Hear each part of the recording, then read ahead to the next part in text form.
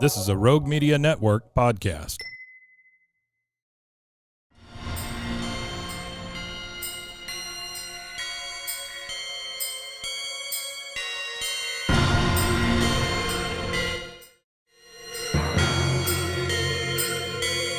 Boobaes!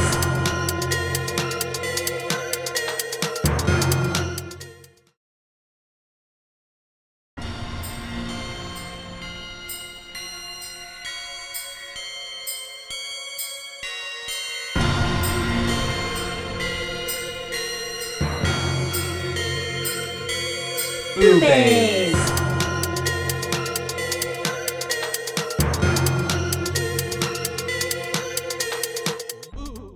Recording in progress. Okay.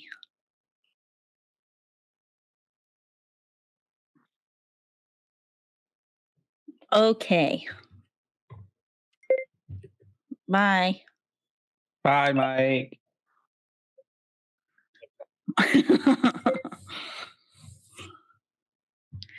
And I find it kind of funny. It had a good soundtrack. The movie did. It really did. Like he's Tio? he don't want to get out of the frame. He says, "Look at me, I'm a handsome boy. What do you want? I'm so handsome." They're all literally right next to me. All right, move. Mama's got to work. Excuse me. Okay. That doesn't mean come on the other side. Okay, all right. He says, "Yes, it does." Look at his face. What's going on? All right. Hi and hello. Let's see. Are you ready to go? Yes. Okay, yeah. Do we need My to ears make itchy. it a quickie one? No, I'm Anything? fine. Okay. Stop chewing on that. That's not for kitties to eat. She's chewing up a pencil case of mine. A pencil case? Yeah. Pencil case. Yeah, got it. Like a trapper keeper? Yeah, like my students it got it plastic? for me. No, Is it's it like cotton? it's like Yeah. a fake leather. Oh, okay, yeah, I see. But Cute. Yeah, she's maybe she eating shouldn't it. eat that. Mm-hmm, I know. I was Stop gonna say eating let the her eat whatever pins she now. wants. She's eating the erasers on the stop. You are a little demon kitty. Demon Okay. cat. A demon bunny. Demon bunny. I'm gonna call you Frank. Sinatra. That was my Frank was the name of my second car. Oh, really? What kind of Mhm. car was it? It was a 97 Toyota 4Runner. It's a good car. Yeah, I can see that. I can picture that. Was it a family car? It was passed down from one of my best friend's family. They gave it to me because I was poor. I just looked it up. That's cute. Yeah, it's a cute car. Mm-hmm. Did you ever go mudding in it or anything? No. And it looks like you could. A lot of Yeah. these are lifted though. Was it lifted a little bit? No. It was like a normal car. Hmm. All right. Ancestors protect me. Hi, Hello. and welcome to. Boobaes. Oh wait, that's my part. Let's start over. It's because I was distracted. I was trying to pull up the wiki at the same time. Okay. All right. Let me think. Hi, Hello, and welcome to Boobaes. Boobaes. That's right. We're your hosts. I'm Caitlin. And I'm Joshua. And today we're here to talk to you about Donnie Darko. darkness and bunny rabbits named Frank. And time travel. And time travel. Wee-doo, wee-doo, wee-doo, wee-doo. Yeah. Oh, I like that. And lots of questions. Yes, I actually found a very good article that I think I want to read that explains a little bit of the time travel Aspect. yes, because at the end of this, I've seen Donnie Darko before, not the director's cut, which, speaking of which, guys, we're covering Donnie Darko's The Director's Cut from 2004. We found it on Peacock. Which we may or may not have been forced to watch because it's the only version that they do have. Yeah. It was 2 hours and 13 minutes long. So buckle up. It's going to be a long one. Yeah. But it was good. And apparently the director's cut really takes away a lot. It's been so long. I think I watched Donnie Darko like in 2003 or something. Yeah. Like really young. It's that long ago. I don't remember it really, other than Frank and Jake Gyllenhaal being in it. Yeah, I don't know at like 9 that you could understand all the like the stuff that's happening in it, because it's a lot of like really intellectual, like complex stuff going on. Yeah, exactly. And so and dark humor. Yeah. And so at the end of this, I had to look up Donnie Darko Explained. So I could understand. I mean, I kind of got the idea of what happened, but it still was like, I was like, I guess this was this, and I don't know, but I found a really good article that explains all the different, like the tangent universe and stuff like that was explored in Miss Roberta Sparrow's book. Yeah, this director's cut definitely had a lot more to it than what obviously the theatrical cut does, because they take so much out of it. For the theatrical cut, that where it's more or less left for you to kind of put the puzzle together, like to infer things. Like, especially there are certain moments like the scene where it shows him actually going to the school's basement and like then doing what he does to the water pipes. Like in the theatrical cut, that's never shown. You're just kind of led to think like, oh, like did he not? We're pretty sure he did, but it never actually shows him actually doing it. So it's kind of more of this like air of like, is he actually committing these things, or is like Frank or some other kind of force doing it? Yeah. But I really enjoyed it, watching the director's cut, because it really actually explained everything way more, or not explained because it still left me with questions, but it kind of like gave obviously more visuals, and then especially in the like connecting little chapter parts and all that kind of stuff, where we saw more of Roberta's book, because in the theatrical cut doesn't really have that. I think maybe it has one like thing, one cutaway to it, but it doesn't do it to where it's like kind of Each segmenting chapter. the movie into pieces. But yeah, overall, it's gonna be a deep dive. Do you want me to explain the tangent universe now before we get into it? Yeah, I think that would help to like. Okay.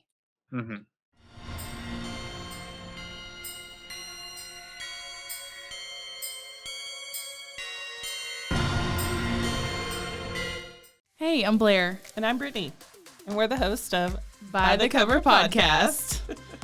We cover everything from mysteries, thrillers, romance, chick lit, and even some smut.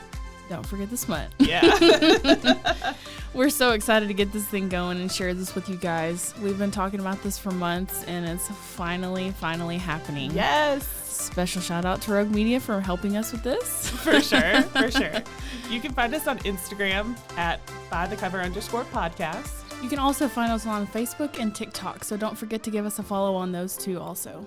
And we are so excited to dive into some of our favorite books and share those with you. We can't wait. Hope you love it.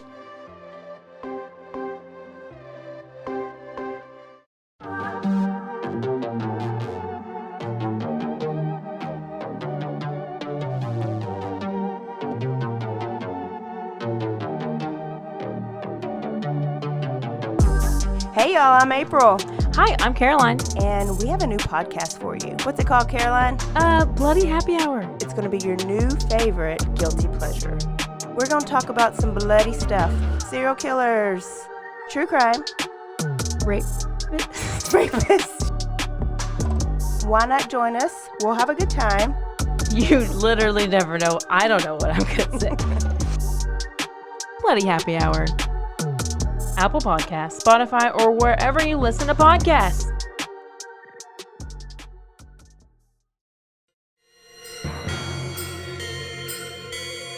Boobaes.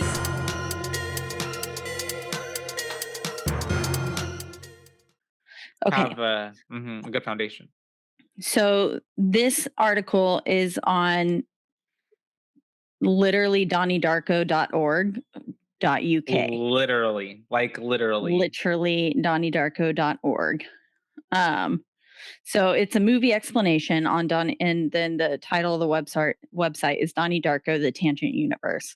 So a little like key that it gives you is PU equals primary universe, the universe we exist in now. TU is the tangent universe, the parallel universe that most of the film is set in. And then POTT, the philosophy of time travel. So the philosophy of time travel states that time is usually a stable construct, but every now and then the fourth dimension gets corrupted. When this happens, it creates a TU, tangent universe, which is highly unstable and will only last a few weeks before it collapses in upon itself. There's a danger that when the TU collapses, it could cause a black hole capable of destroying the primary universe as well. This is what happens in the movie. There's a corruption in time, and at midnight on October 2nd, a TU, tangent universe, is created. The next 28 days are now set in this alternate reality.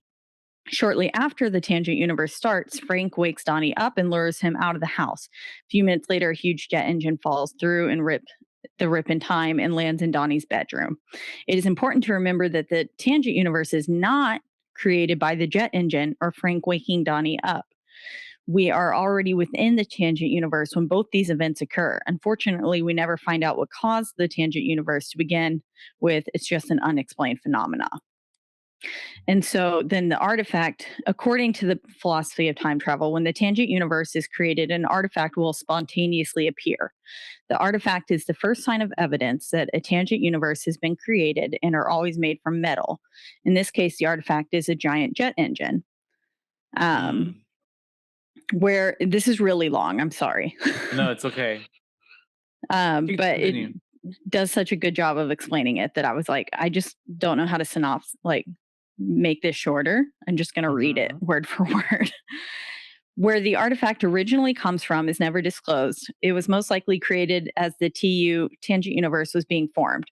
The tangent universe is an exact copy of the primary universe with everything copied into it. During the copying process, there was a glitch and two jet engines were formed.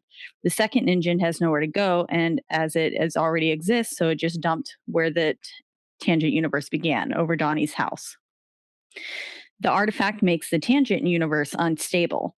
It can't handle having the anomaly of a duplicate object within it.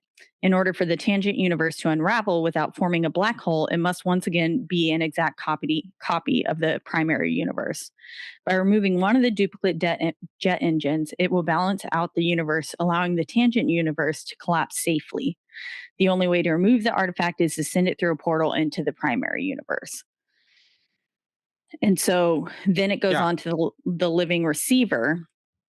And so when a tangent universe occurs with an artifact, then a living receiver is also chosen. This person is chosen seemingly at random, and in this case, Donnie is the chosen one.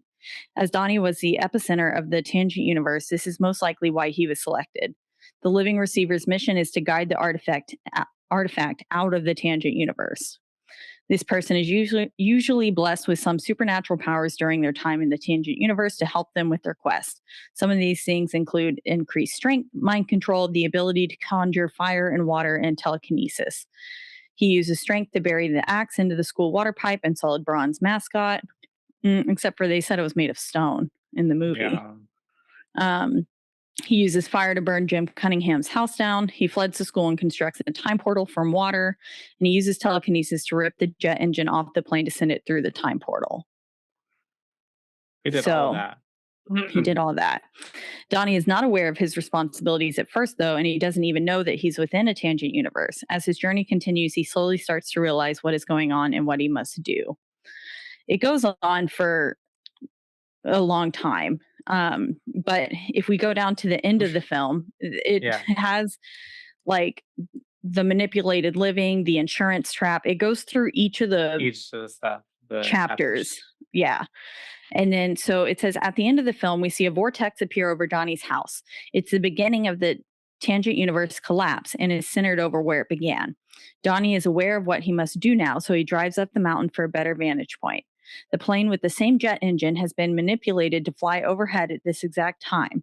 Donnie rips the engine off using telekinesis, constructs a time portal from water, and guides the engine through it. We now see parts of the last 28 days rewinding as the tangent universe starts to unravel. The tangent universe has collapsed safely, and the primary universe that was on pause starts back up from when it stopped. We are now back in reality on October 2nd. The last 28 days never happened. Donnie wakes up in his bed, laughing after dreaming some of the events within the tangent universe. He then goes back to sleep, seemingly content with life now. The experience has seemingly brought him closer to God, and he is no longer afraid to die. The jet engine Donnie sent through the time portal now falls onto his bedroom, killing him. Smash. It's basically the movie, you guys. But I know. there is the movie literally in like 2 minutes. Roll credits. There's the episode. But yeah. That's a lot because the movie is a lot. It taps into a lot of different elements. Donnie himself actually, like you explaining all of that and him being the cause of all those things, I guess I didn't necessarily even think of him like being the person manipulating like the airplane and the jet engine and all of that. I didn't think about Yeah, it I didn't just connect thought for it me. was random happenstance. Yeah, same. But I guess Apparently, it's one of those time loop things where it's kind of almost like it's almost always meant to happen, I guess. Or yeah, and cyclical. apparently he didn't need to even die. I It was about to says say what? with the final remarks on this, it says many people assume Donnie has to die, otherwise the tangent universe would start over again. From a scientific point of view, Donnie's death is not relevant at all. The corruption is already fixed before he dies, and if he got up and avoided death, then nothing would have changed. The philosophy of time travel tells us previous receivers who died after the artifact was returned, but we only hear about them because their death defies logic. Any receivers who escape death would go completely unnoticed. It's almost certain that Roberta Sparrow was a living receiver in a previous tangent universe, and that is how she came to write the philosophy of time travel. She survived her experience, proving that the receiver doesn't always have to die. But then she went crazy. Probably because nobody believed her. Yeah. And I mean, that has to, no one believing you and then having to live with those memories and like knowing all that and like having this it's like an existential crisis, like just knowing all of these extra details about life, like and opening up parts of your brain and parts of the universe that were never meant to be discovered. Or were Mic drop. They always are. The whole yeah. So that is really sad if he didn't necessarily have to die. But spoiler alert, he does end up dying. And so that means that everybody got to like what if Gretchen still ends up dying? Then is that like his whole like, you know what I mean? Like I wonder what elements actually do still happen and what elements don't happen. You know what I mean? What was so far off from what should have been or could have been. I guess that's woulda, shoulda, coulda, just left in the air for interpretation. Yeah, it does say in the dreams section of this, even though the last 28 days never actually happened, some of the manipulated will be haunted in their dreams by the experiences within the tangent universe. There are bits of evidence to prove this. Frank touching his eye in the final montage and Gretchen waving to Donnie's mom proves that some of the characters have some knowledge of what happened within the lost world. Yeah. It's like almost like that deja vu probably type of feeling. Or apparently Jim Cunningham, we see him crying in the montage as he wakes up, clearly disgusted with himself. Apparently 10 days later, he clears out his child pornography dungeon, shoots himself on the 14th hole of the golf course, and his dirty secret is never revealed. Who said that? How did that? Who? I don't know. That's according to this website, though. DonnieDarko.org. I don't know. Anyways, I know. I wonder where this fact comes from. Where his information comes from? Because they don't show that. They do show him crying. Yes, they certainly do, Mr. Patrick Swayze. But yeah. So I guess all that helps to kind of, if you're listening, if you haven't seen Donnie Darko, kind of make sense of the type of time travel. Talk about? Because time travel is different upon different movies and stuff. But this is also kind of sounding like what maybe people are kind of familiar with, um, since it's kind of relevant right now, the Marvel universe, whatever. It sounds like the incursions and the multiverse kind of situation ish. So Mm. kind of similar to that in terms of time travel. Um, but also not as well. There's so many. This movie's so cerebral. But would you like to jump in, Yeah. or I So think we're this lubed up. film came out in 2001. It was directed by Mm-hmm. Richard Kelly, starring Jake and A Maggie barrage. Gyllenhaal. Yeah, it's really got such a huge cast list, like with Drew Mm-hmm. Barrymore. Is it Jenna Malone? Jenna Malone. Mm-hmm. Seth Rogen was in it. He was a minor character, but was still in it. We even had Ashley Tisdale in it. Really? Yeah, No. she was the little girl. She was the little girl who was like, my sister wants to eat, can't stop eating or whatever. Can you tell me how to help her? Really? I was Ashley Tisdale. Mm-hmm. You're lying to me. I am not. As Ashley Tisdale, and then right after her was Jerry Trainer, the dude from iCarly, who's her Yeah, I did brother. recognize him. Mm-hmm. Yeah, that was I didn't Ashley Tisdale. recognize her with brown hair. I've seen Ashley Tisdale in real life. Oh, really? Yeah, Like she now or performed. like a long time ago or? It was like 5 years ago now, Oh, but okay. she performed at a market that I was at when I was in Vegas. That's cute. She was like the featured guest. I also saw JoJo at that market, and That's a good show. I think was it Neo Oh, or was wow. it Nelly? Those are two very separate artists. Yeah, I can't remember which Very one I saw. different. Where you like bump into like, or was it like smooth like R&B? It wasn't Neo, it was Nelly, Okay, all right, yeah. I think. There's a difference in the groove. We were But bumping. But yeah, that was her. She's in there. But yes, the list goes on and on. There's so many people. Catherine Yeah. Ross, Noah Wiles, Stu Stone, Debbie Chase, James Duvall, Mary McDonnell. That's the lady who plays his mom, and she's been in like a lot of different things. Um, but yeah. Long cast list. And I didn't recognize Jenna Malone from her because she's got such a short blonde pixie in her IMDb like cover photo. mm-hmm. Or at least on the cast list that I looked up. Yeah. And then I was like, oh my God, she's from Pride and Prejudice whenever she popped up on the screen, because Pride and Prejudice is one of the Keira Knightley version. I was going to say there's been like 4 of them. Yeah. It's one of my favorite movies of all time. And I watch it at least once a year. I've never seen it. Oh my goodness. We'll have a movie night. Pride and Prejudice. It's so good. But also, the book is so good. The film is set in the 80s, by the way. It's set in 1988. And it follows our good friend Donnie Darko, who we already kind of come into it a little hot because he has like these problems at home, and I would say like behavioral problems, emotional problems. He's on medication and is seeing a therapist because he's had some, he's kind of like a troubled youth. He's done some things in the past. What did he say? He set an abandoned house on fire he on burned accident. Yeah.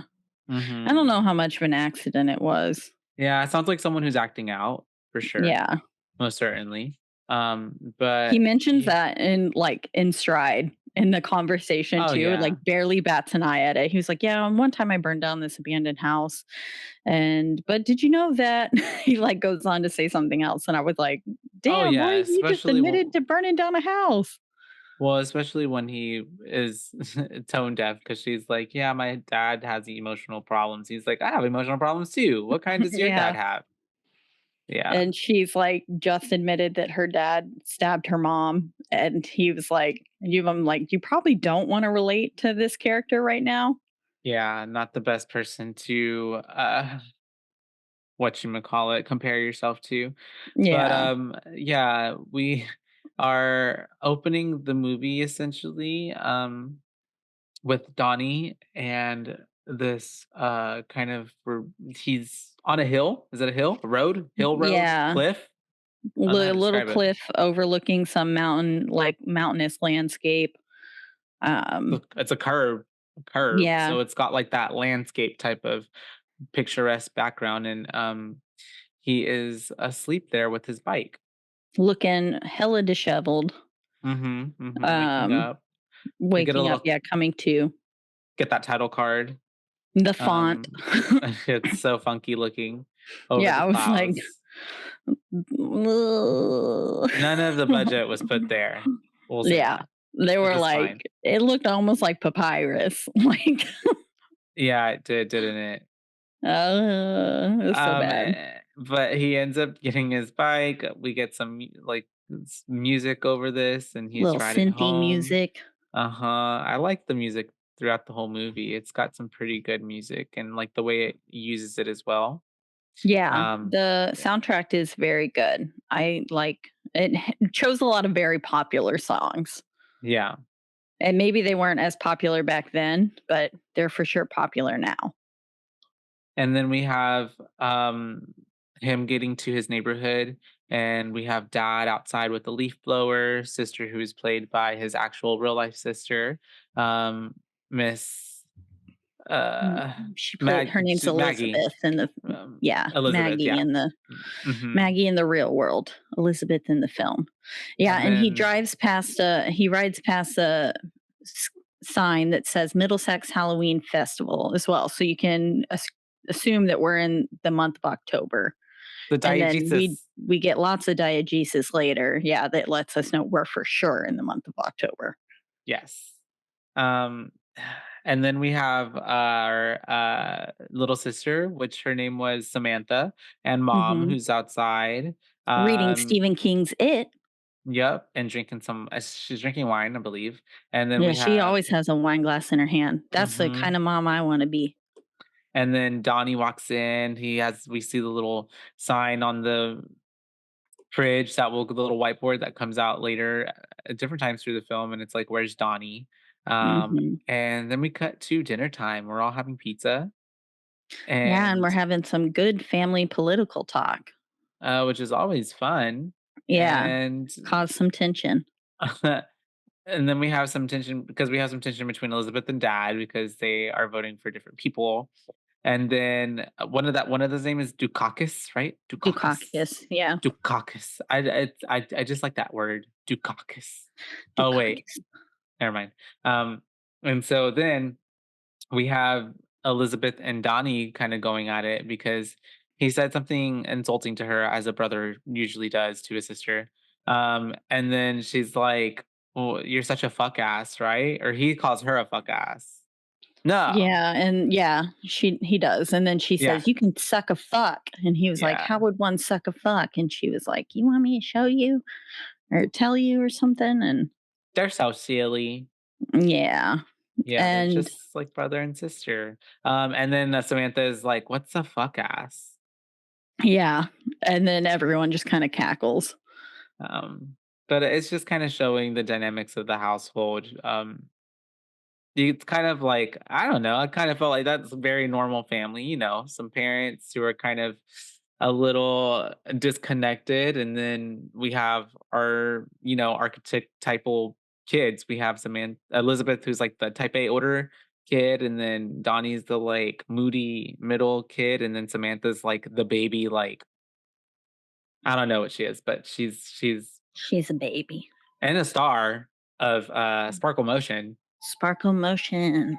And yeah, that's whenever we have them talking about, doesn't she say that, oh, Elizabeth brings up that Donnie's off his meds. He stopped taking his meds.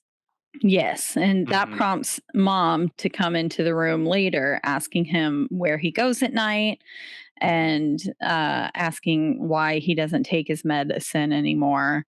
And he basically just kind of brushes her off and it's like, "Leave, I'm reading, get out of here. Like, is that all you came in here to say?" kind of thing. And he gets her to go out of the room. And then as soon as she shuts the door, he calls her a nice, heavy on the B bitch. bitch. And then Yeah, she she says, hears it. she pauses and is like, should I not? And then she lets it go.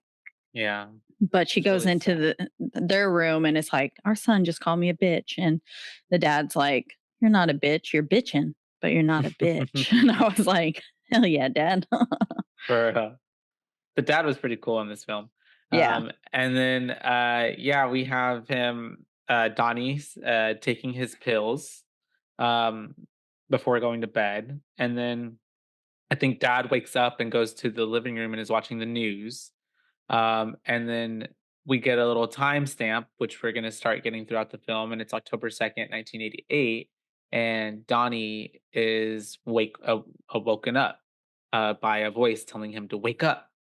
Yep. Uh, And then we get this shot of an eye dilating, which we get multiple times throughout the film as well. And then there's like a shot of who we later come to know as Frank in the eye.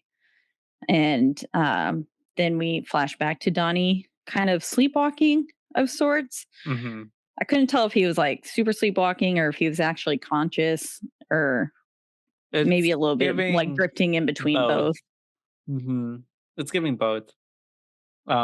Definitely manipulated by something else, but like he's not asleep because his eyes are open and he's like kind of like even like talking back, like mumbling, kind of like, who are you? Like, what is this?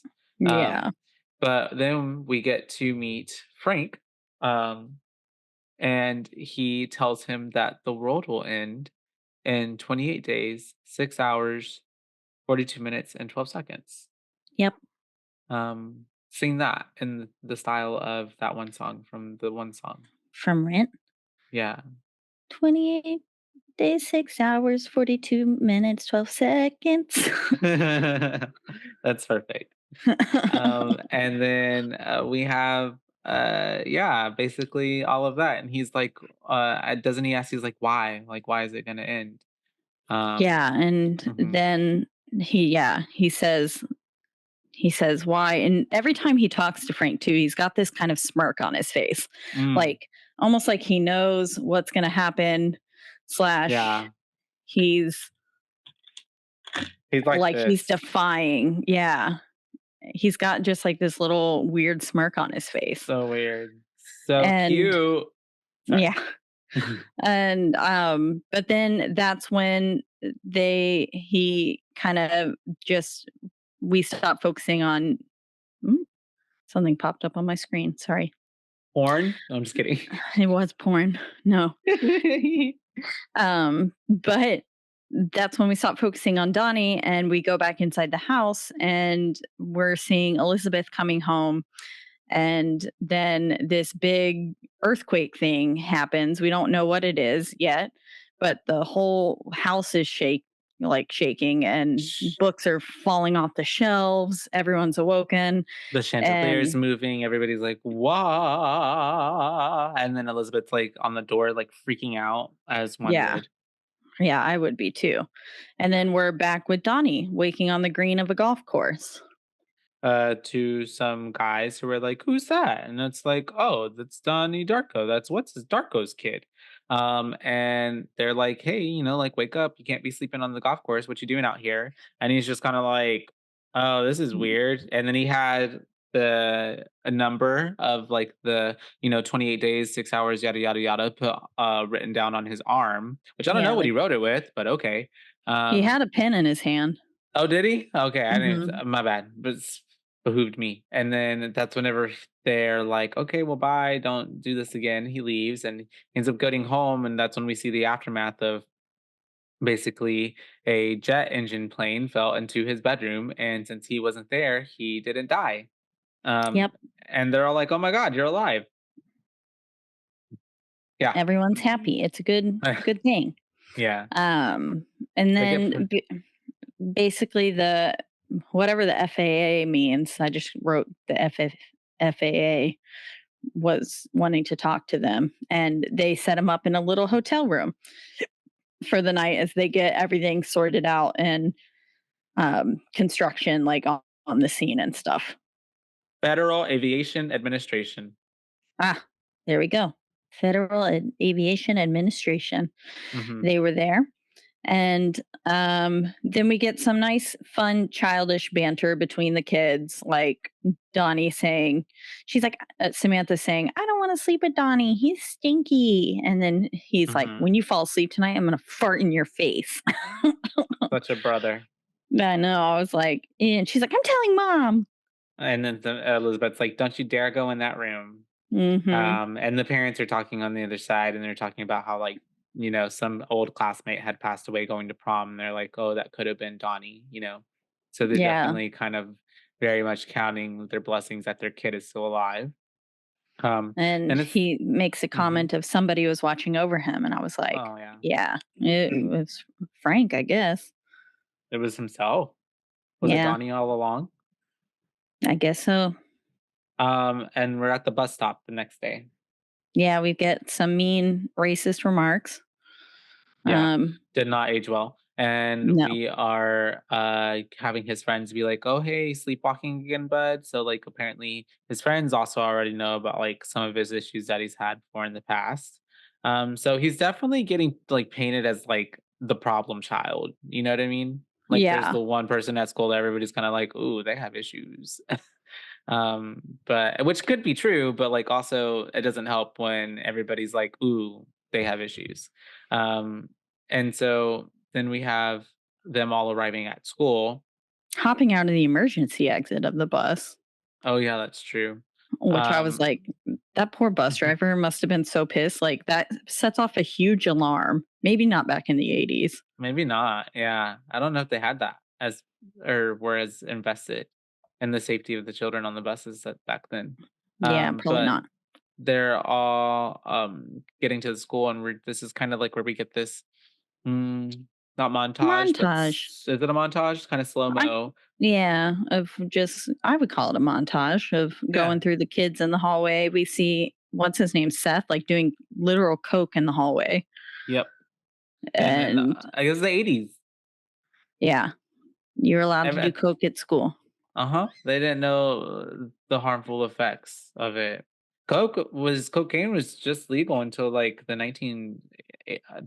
17 something, 1917 something, yeah. Something like that. 17 something. 1917 something.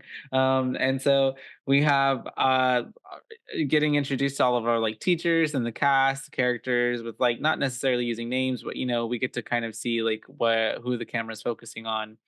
um Yeah, we see Drew we Barrymore. Drew fucking Barrymore, fucking I queen. never really got her name in this film, so I just call her Drew. Oh, her name's Karen. Karen. Oh, Yeah. that's easy to remember. Yeah, her name's Karen. And Her last then- name was like Ollie Oxenfree or something. I don't know. I don't even remember, but I just called her Drew. So that's what we're Yeah, gonna I call called her Drew too. It's too, like, it's sorry that her name precedes her. Karen like, character. Pomeroy. Oh, is it Pomeroy? Pomeroy. Pomeroy. Pomeroy. It sounds like something I put in my hair. Yeah, like a pomade. Mm-hmm. And I love the music that's, like, over this montage, as well as we're getting introduced to all the cast and stuff. And then after we also get to kind of see, like, the interaction between Mrs. Farmer and Drew and the other teachers, like, and how kind of, like, they're kind of shafty with each other. Like, did you get that at all? Sorry, say that one more time. So, like, whenever we're having this montage, we see how, like, Mrs. Farmer goes to the principal and this other teacher, or it's Mr. Swayze, I think. Oh yeah, she's with Jim Cunningham. Yeah, and they're very, like, "Ooh, hi," and they're, like, smiles and, shaking hands and stuff. But then whenever it comes to them bumping into Drew and the other teacher, who are, like, the more progressive teachers, they're, like, very, like, cold and, like, don't even, like, acknowledge them. And I just thought, Oh like, yeah. it was so cool how, like, with just those subtle, like, subtleties, like, you get to build on, like, okay, already seeing the dynamics of what's happening between, this ensemble. Yeah, I would agree. And so we have and then we get introduced to Sparkle Motion, the stars of the actual movie, literally. And they're doing their thing and doing their little dance. And I don't know why. I think this montage always makes me feel super like nostalgic. And when I see them doing this, that makes me feel like I was in the 80s for some reason. You're like, I remember dancing with my friends on the schoolyard, Yeah, literally high-fiving each other after, like, yeah, so hugging. cute. And then we're in class. What I did in the schoolyard was I created a. Did I ever tell you about Kids in Black KIB that I made up? Mm-mm, I mm-mm. was a You secret all wore organization. blackface? I'm just No, kidding. I'm kidding. we were like Men in Black, but then also like Kids Next Door. Oh, okay. I like And code then names Kids Next Door. yeah, and then I created like this whole obstacle course on the jungle gym that you had to like go through in order to pass to be a Oh, member. so it was elitist? Yeah, you had to The be best of able the to do best. everything. Yeah, Very Men in Black. top tier only. No, that's really funny. That's cool. Did you like have a lot of friends join the group? Was it? There was a few of us. Sometimes the obstacle course was too hard for people. Did y'all go by numbers or did y'all go by names? Did y'all have secret code names? I feel like we did. I don't remember now though. Wait, who was your favorite number from Codenames Kids Next Door? Mine was Um, number 3. it. I feel like mine was 5. I don't remember which one was number 3. I thought number 3 was the girl with the long who loves stuffed animals. Or is she number 5? Yeah, I think I like number 5 the most. I need them to tell me who was each person, but not like with pictures, not. Who's gonna Yeah, remember? I like number 5 the most. That was the sassy one. Black Okay, girl. gotcha. Yes. I Number liked her 3 too. was the long, yeah, with the stuffed animals and the extra long sleeves. Yes, of course. He's Number probably 2. who I would like the most now. Number 3. And number 4 was always talking like this and wanted to fight somebody. And then number 1 was just a badass.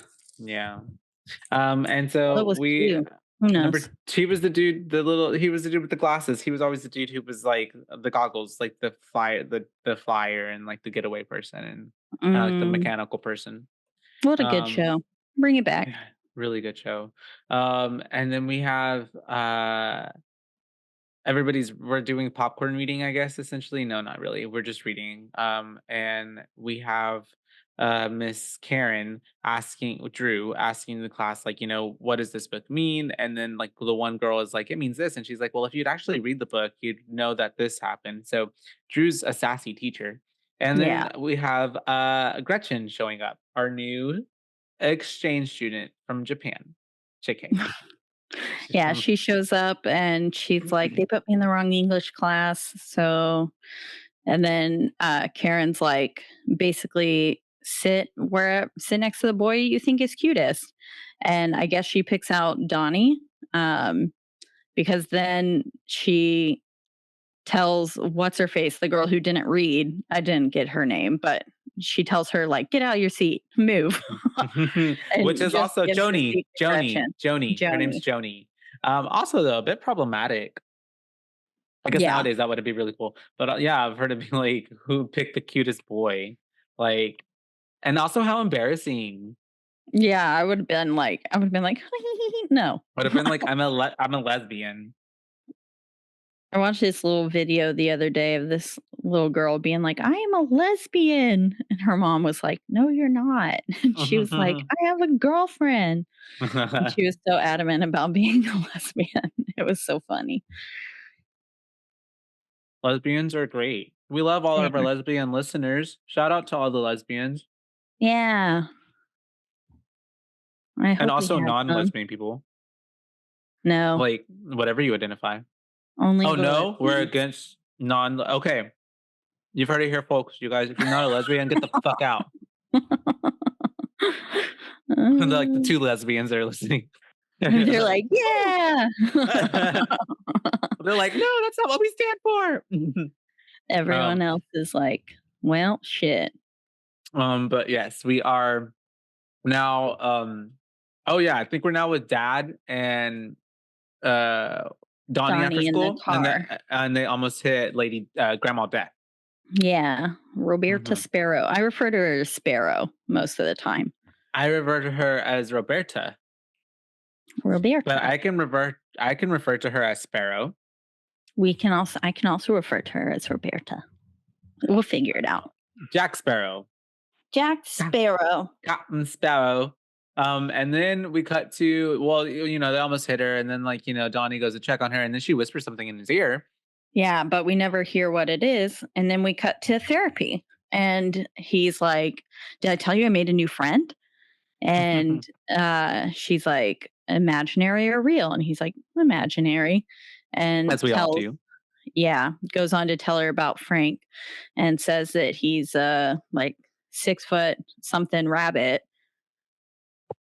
Which, like, if you're gonna make up an imaginary friend, go off, sis. That's pretty creative. I'm pretty sure my imaginary friend growing up was just my mom's dad. So I think it was a ghost in reality. I think it was my dad, my grandpa coming back to visit me. Spirit. Because I would always talk to someone named Tom, which was my mom's dad's name.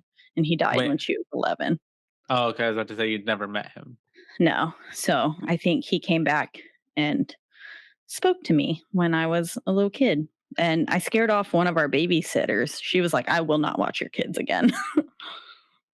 Because I was sitting there talking. Yeah, I was just sitting there talking to no one. Well, or maybe you're just super creative. Do you remember those conversations? Like, do you remember that? No. Okay. You just know that they told you were doing that. Yeah. Gotcha. I mean, who knows? You are pretty intuitive. I like to think it was my grandpa that came back to. Yeah. Because my mom has another story about when I was born. There was this like organ lady at the church who played the organ. But she had passed, and no, she collected organs. She collected organs. And organ lady. She came to visit my mom once I was born, after she had died. That's like to say what? Just to like, she just was sitting there looking at me. Oh, that's cute. Yeah, she was like my mom was laying in bed, and I was laying on her like chest, as babies do, and she said that this figure was just floating above the ceiling fan, looking down at her and us. That's kind of scary, Caitlin. It is. Like, that's kind of terrifying. I don't know what part of that like you felt was endearing or like really, aw, so cute. Well, my mom always said that it was the organ lady coming back to visit me since I was born after she died. It's either I think you need to think about it that way because it's either that or demons. So yeah, I'm pretty. Let's go ahead and go with the grandpa and nice sweet organ lady visiting you. Yeah. And so we have him with the therapist and the Frank, all that stuff. Also, I never had an imaginary friend, so I don't know if like that just means I wasn't creative enough, or maybe I just didn't like. What if just all imaginary friends are ghosts? Maybe that's what it is. But did you ever watch Don't Look Under the Bed, the Disney Channel movie? That's one of my favorite ones. It's such a good one of mine too. It's so good. Oh, maybe because it's horror adjacent. But yeah, it was such a good one. But that is sad that if you don't tend to your imaginary friend or like say bye to them correctly, they turn into the boogeymans. Yeah. Of your life, which makes sense, honestly.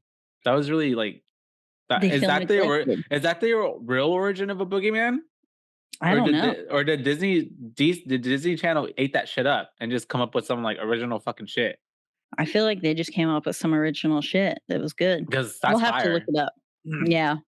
We'll get back to y'all. And so that's whenever we have them cutting back to now school. They're watching a terrible movie about conquering fear. fear and love. We see a lot of really bad videos like this in this style, but it's very cheesy in that like not infomercial, but like self-help, I guess, type of things. Yeah. Yeah. It Which are kind of reminded only pertaining to this time frame, I feel like. Yeah. It reminded me kind of like the video, just like shot in that style of the video in Get Out, whenever they're like actually taking the people in and like trying to their advert for it, basically. Yeah, no, it does give very those vibes. And then we have Donnie. This is after this video, and like we see all this dumb shit, and he obviously like doesn't agree with it. It's nighttime, and we're back at the house, and he wakes up, and we get this like kind of nighttime go in and out kind of sequence of him ending up grabbing an axe, then heading to the school, getting to the basement, busting up some pipes, and we see like this imagery of like water and stuff go over the screen. Yeah. And I don't know if we actually see him hit it yet, or yeah, we do.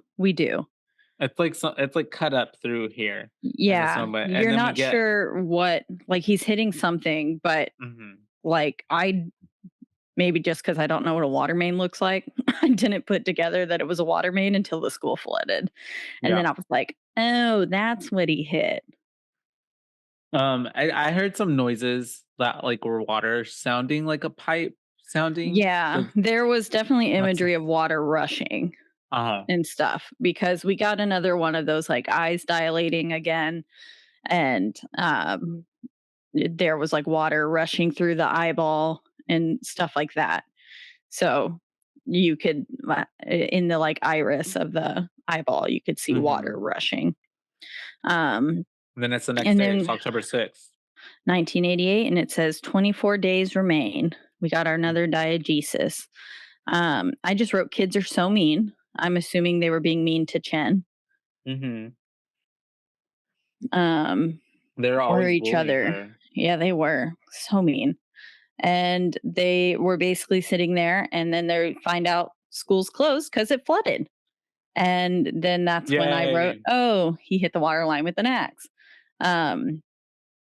And then we flash to the school. We see the water just pouring out of the school. And then we have them going outside, kind of going around, and in front of their big statue, there's a axe in the head of this bulldog that's made of solid rock. So theoretically, he shouldn't be able to get an axe in the head of it. And then there's spray paint on the front of on the ground in front of it that says, "They made me do it." Yeah. Which also, how would even get up there to put the axe in there in the first place? Yeah, and like get enough footing to get enough strength to put the axe into its head. Yeah. And so yes, he is supernatural. I love how when the girls are at the bus stop and she's like, they said there were feces everywhere, and she's like, ew, what are feces? And she's like, baby mice, and she's like, aw. Yeah, that was cute. And then Donnie ends up walking away. He ends up bumping into Gretchen, who is getting harassed by these two assholes. Seth Rogen's character and his friend, who's actually named Seth in the film. And she's like, actually, can you walk me home? And he's like, yeah, babe, I can do that. And so he ends up walking her home. And this is when we get the like interaction of her being like, oh, my dad's crazy. And he's like, me too. And she's like, oh, my dad tried to kill my mom. And he's like, oh, I set a place on fire. Burned down a house. Yeah. And then he goes on about how he wants to be a writer or a painter. And then she says, Donnie Darko, what kind of name is that? Like, are you a superhero or something? And I was like, superhero? More like supervillain with that name. Honestly. It doesn't sound like anti-hero. A superhero. Yeah. Yeah, it doesn't either to me. Then they get to her house and he's like, what does he say? You want to go together? Yeah, I think so. Something like that. And she's like, go where? And he's like, that's how we say like us. You want to be together. Like, we're gonna go together. That's how we say it here. And I was like, this is the most awkward and weirdest way to ask someone out ever. Yeah, for real. And also, like, you didn't say just literally just basically meet. Yeah, And he's like, you want to be boyfriend, girlfriend? Like, exactly. it's very like 5-year-old. Do you want to be boyfriend, girlfriend? I know we just met for the first time, but like, I love you. I guess because Um, she picked him out as the cutest boy. yeah, I guess so. He That does have he's like, emotional I've got a problems. chance with her. Yeah. And probably thought this is a totally normal thing to do. I don't know why I'm reading him because this is literally all my relationships. But anyways, moving too fast.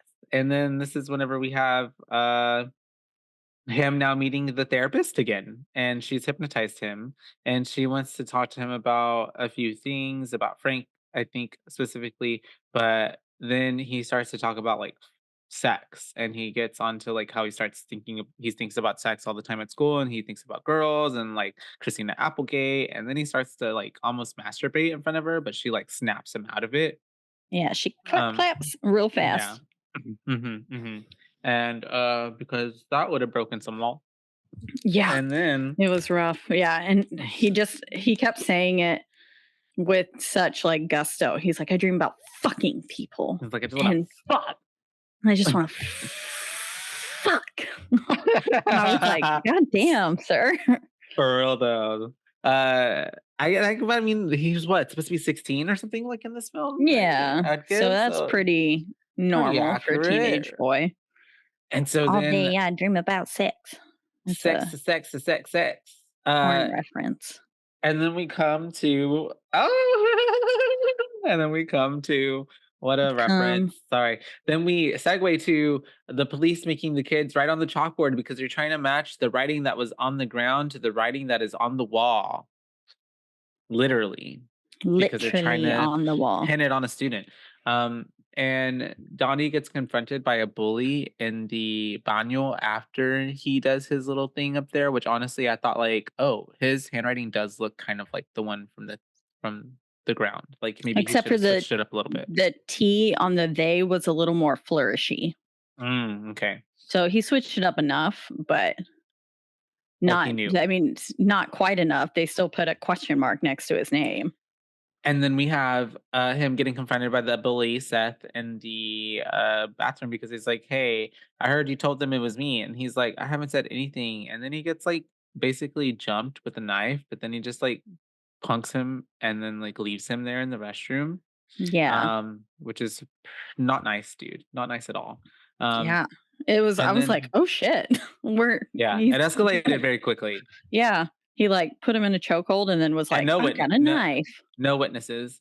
And then we had like one wrong move and like a slip or something, and someone could have like died. And then died. Died. Dead.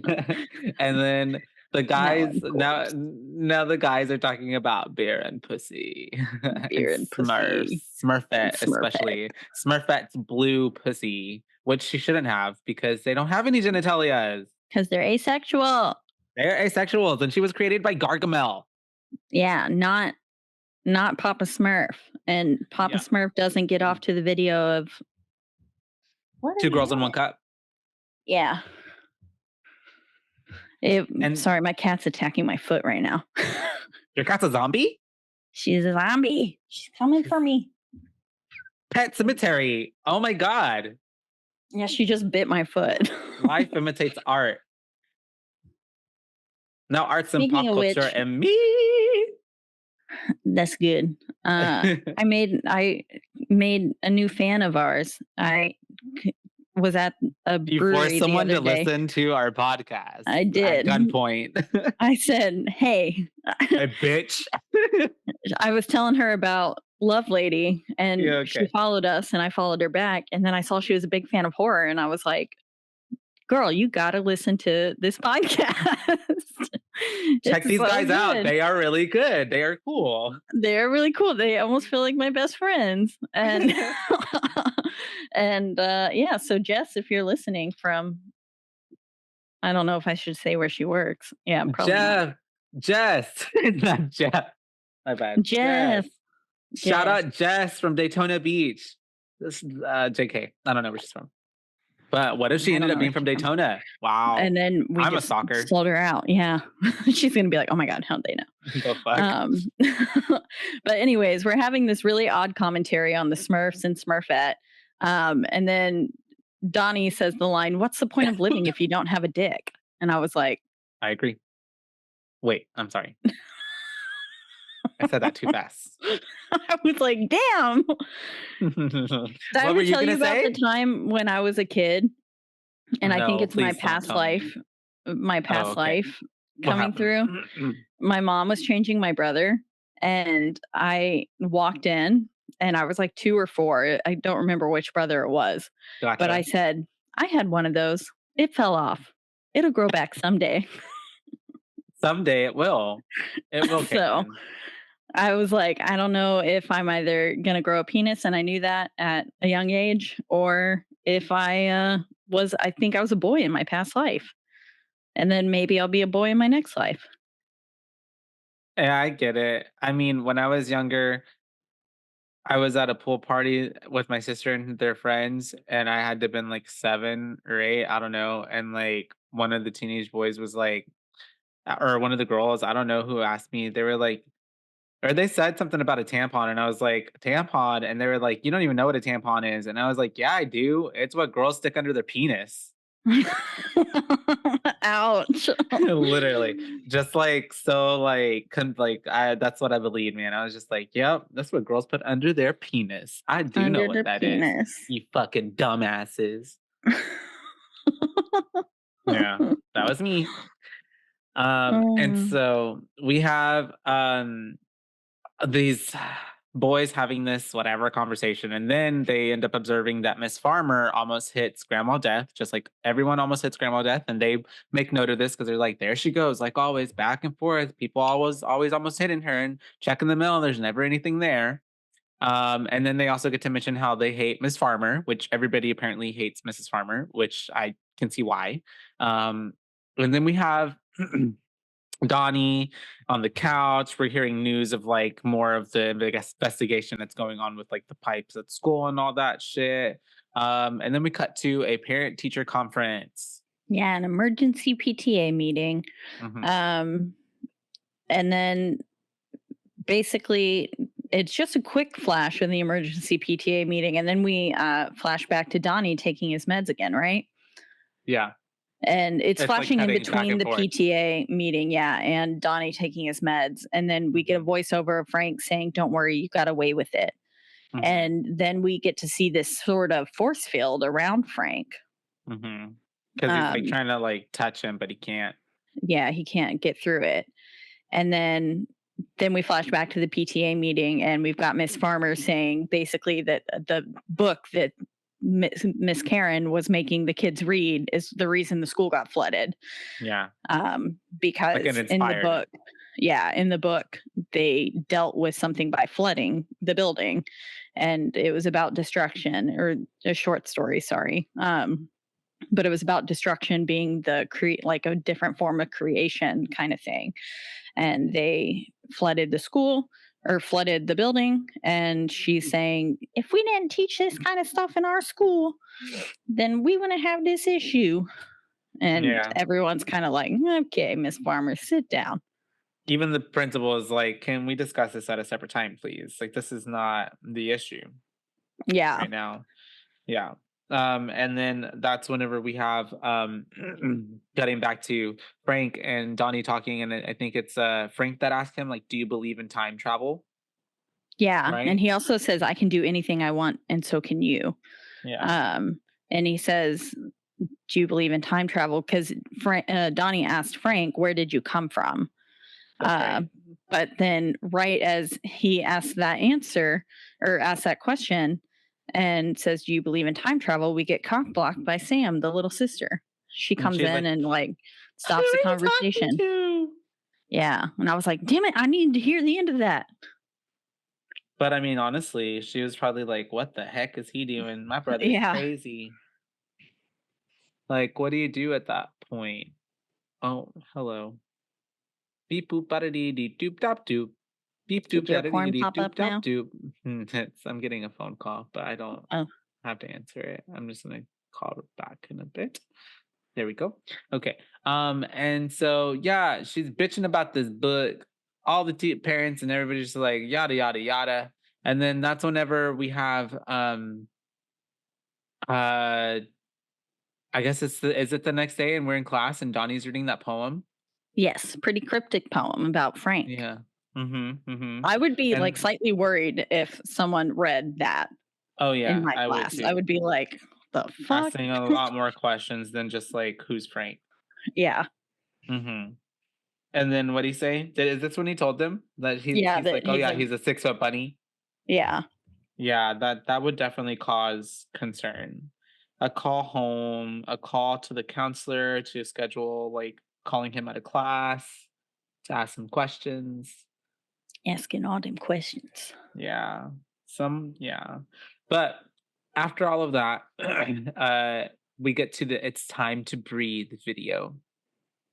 And it's another video like we had earlier about fear and love, but this time it's basically telling them to breathe, to awaken, something yada yada yada. It's a bunch of mumbo jumbo by Jim because he's trying to sell his lifestyle coaching stuff. And we have Miss Farmer making them go through a fear and love assignment, which is essentially putting an X next to either fear or love by uh, according to whatever the prompt is that they're having to read.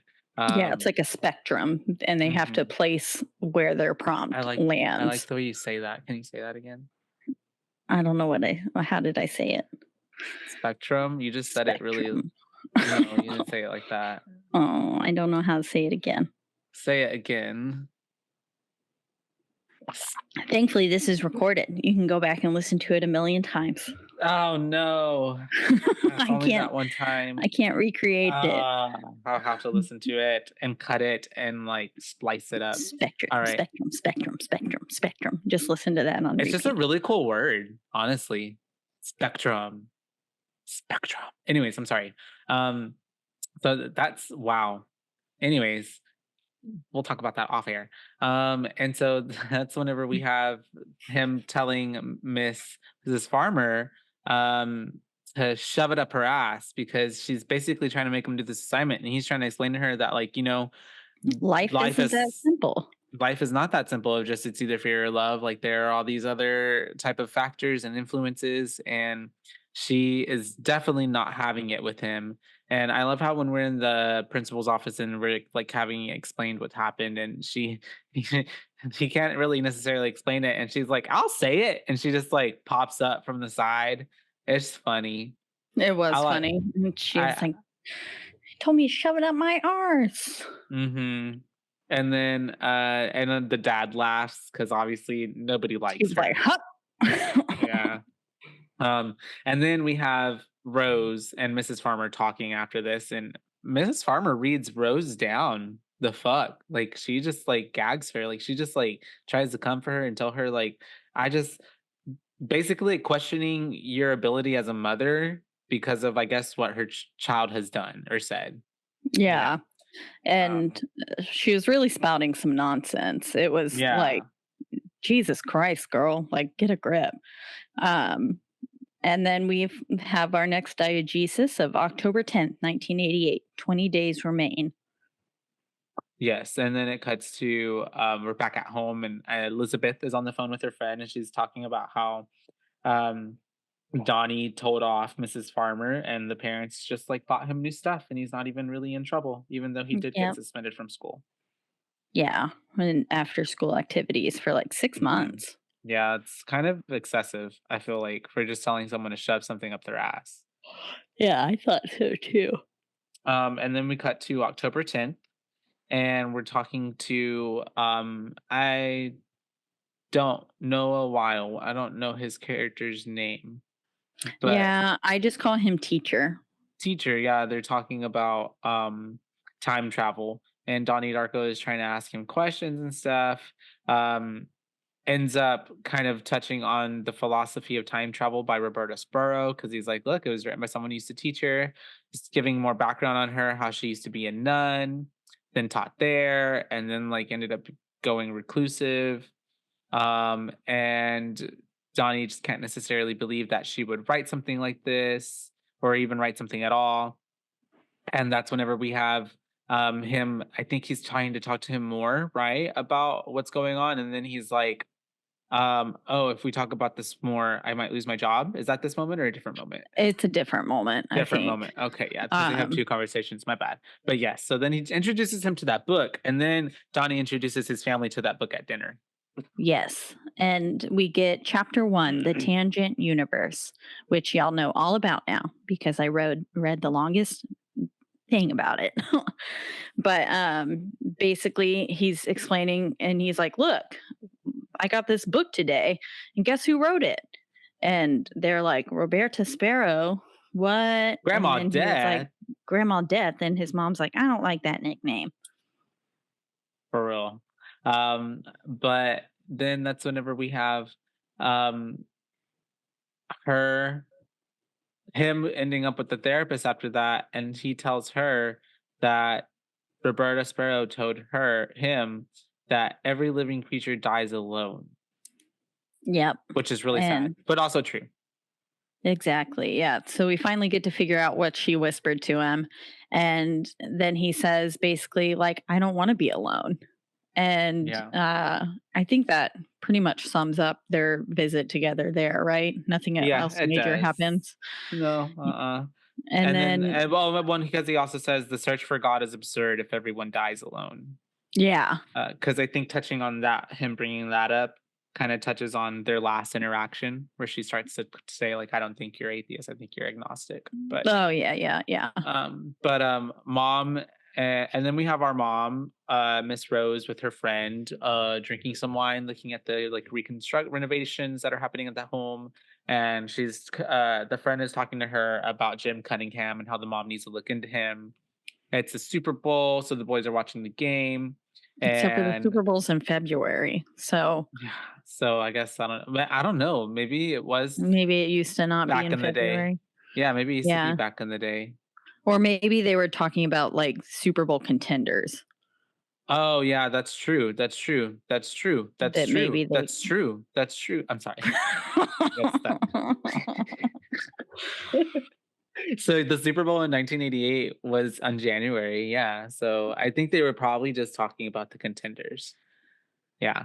Because the one for the next year as well, let me see, 89 it was on January. Yeah. They've always been in January. So, or maybe they could have been watching like a rewind, they could have been watching a rerun.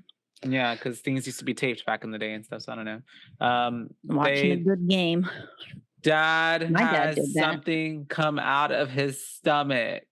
Yeah, big blob coming out of Dad, and then a big blob coming out of his sister when she rounds the corner, and then all of a sudden he's got one coming out of himself.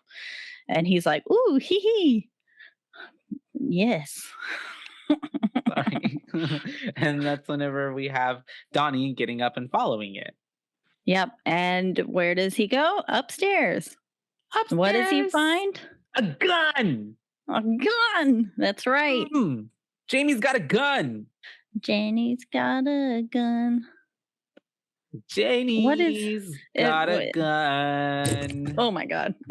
I just dropped my phone. Was that your gun? It was my gun. What were you going to ask? I wanted to see if that was Janie's Got a Gun is the real name of that song. Okay. So the one in Not Another Teen Movie is Jamie. Is a different name, I think. I think her name is Jamie. Oh, is it? Mm-hmm. Oh, so it just worked out really well. I think so. Don't mind me. Yeah, it is. Her name's Janie Briggs. With Chris Evans. Oh, he's so hot. What a good movie. He is so hot in that movie. Yeah, he is. When they put the like whipped cream on his, when he puts it on his penis and stuff. Yeah. Oh yeah, baby. Anyways, Gay Awakening. Also, this movie was a gay awakening for me because Jake Gyllenhaal is like my first, and it's still like a big crush for me. He's just so cute to me. I don't know why. He is very cute. Yeah, I don't know. Anyways, I'm not even attracted to men.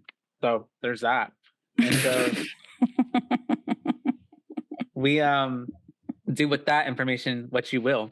And so that's whenever we have him now turning to October 18th.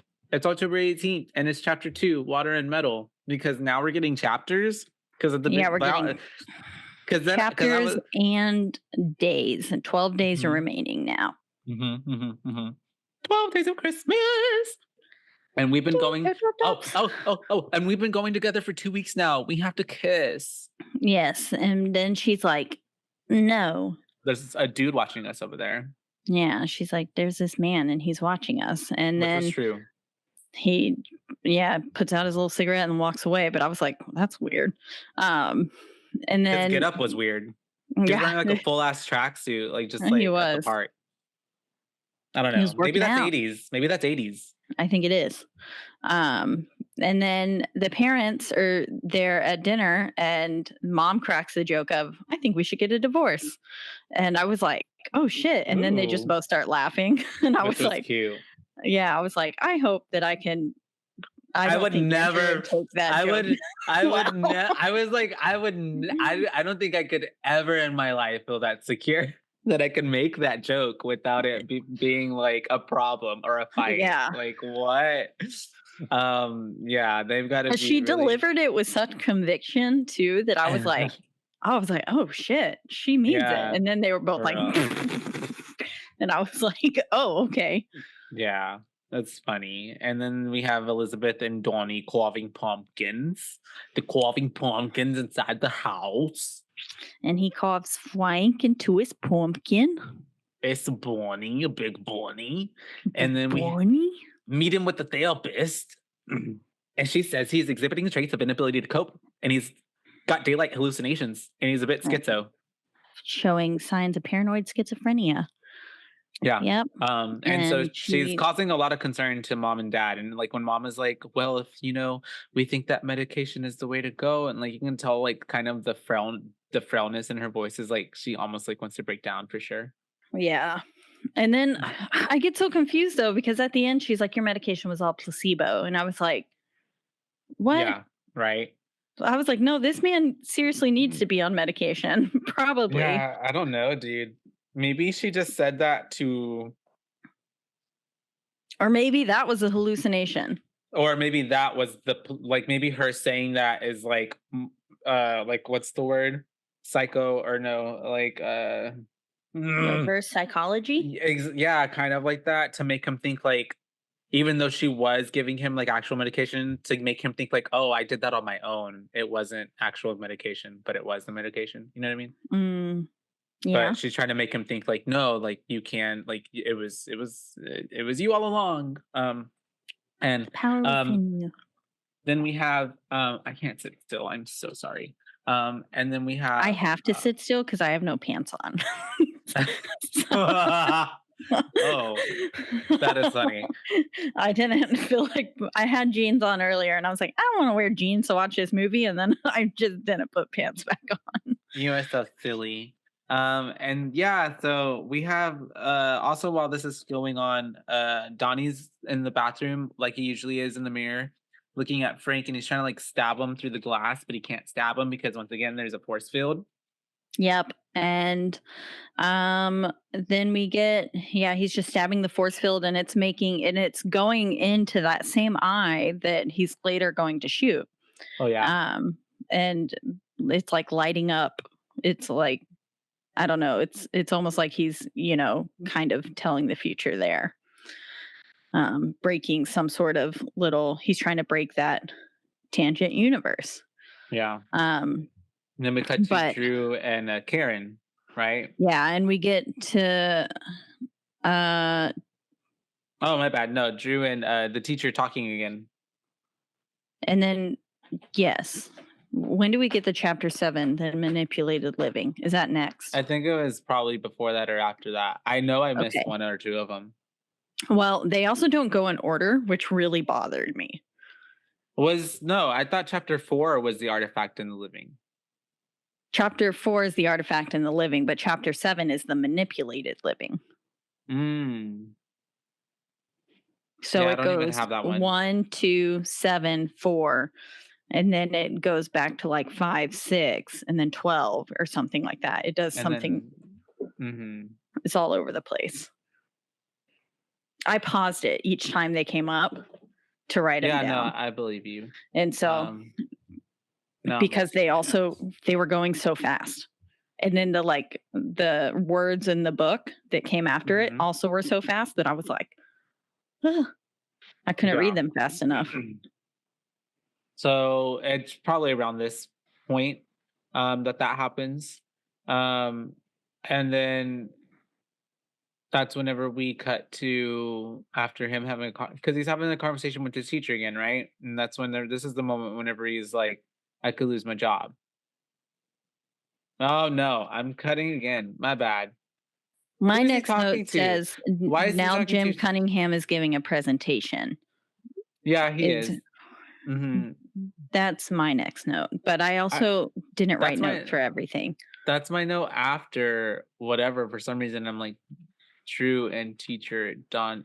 Oh, I remember, because this really perplexed me, which I didn't understand.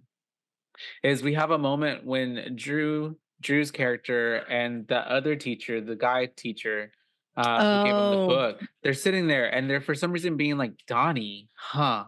Like, and and they're like, Donnie, like Donnie. And we never got like, I didn't know if they were like thinking like he did it, or I don't know, but they never answered. No, and they never circled back to it. Too. That part, I was like, this must have been one of the deleted scenes, is what I thought when I saw that one. Most certainly, or like they forgot to clean this part out because this was unnecessary. So, but yes, now we're Jim Cunningham, his show, and he's giving his whole spiel on selling his bullshit, and he's introducing that there's this guy that like used to basically his example of for his presentation is a person named Frank. So this starts to like now touch onto Donnie, because he's like, whoa, wait, Frank, that's weird. And then we have all these kids coming, and this is where we have like Ashley Tisdale and Jerry Trainer, and then Donnie comes up, and him and Jim Cunningham start to go head to head, essentially. Yeah, because he was giving some bullshit answers. In all honesty. Kids, yeah. And then so Donnie basically comes up and is like, look, this is what you can do to fix your problem. This is what you can do to fix your problem. And this is what you can do to fix your problem, kind of thing.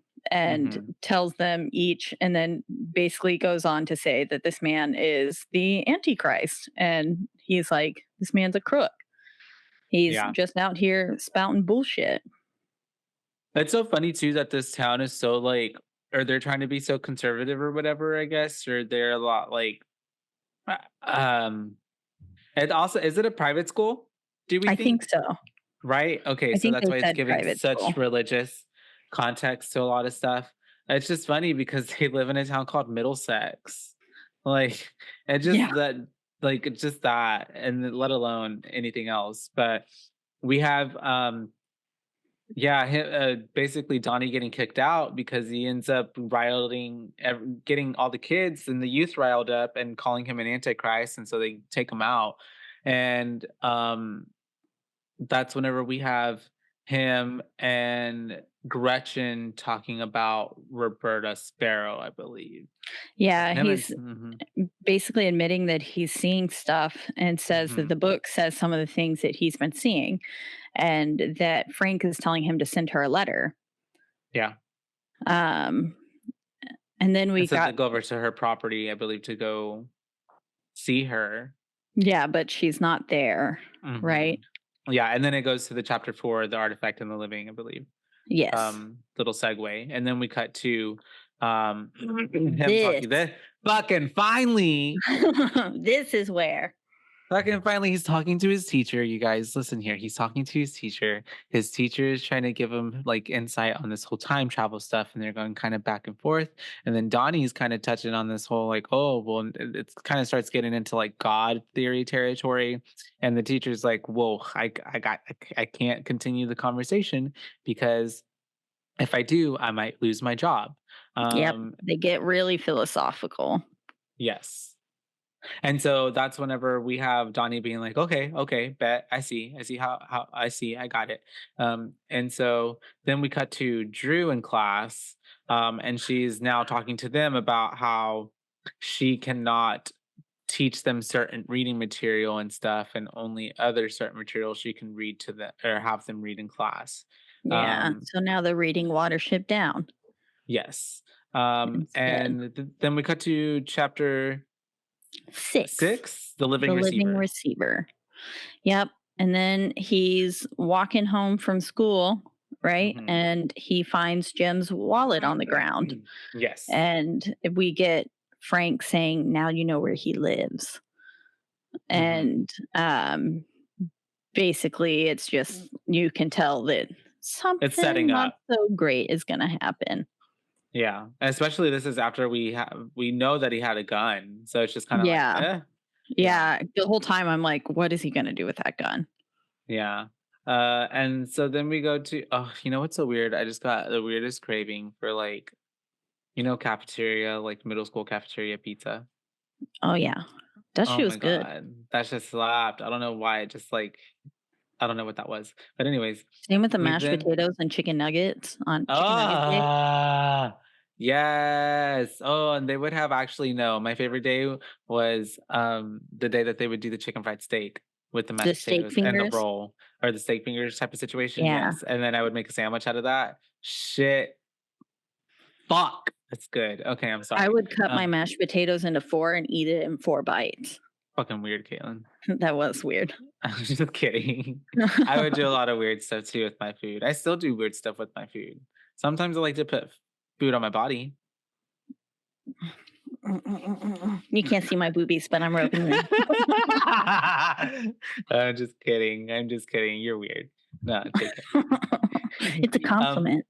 And so then we have cutting to he's talking to his therapist again, is he not?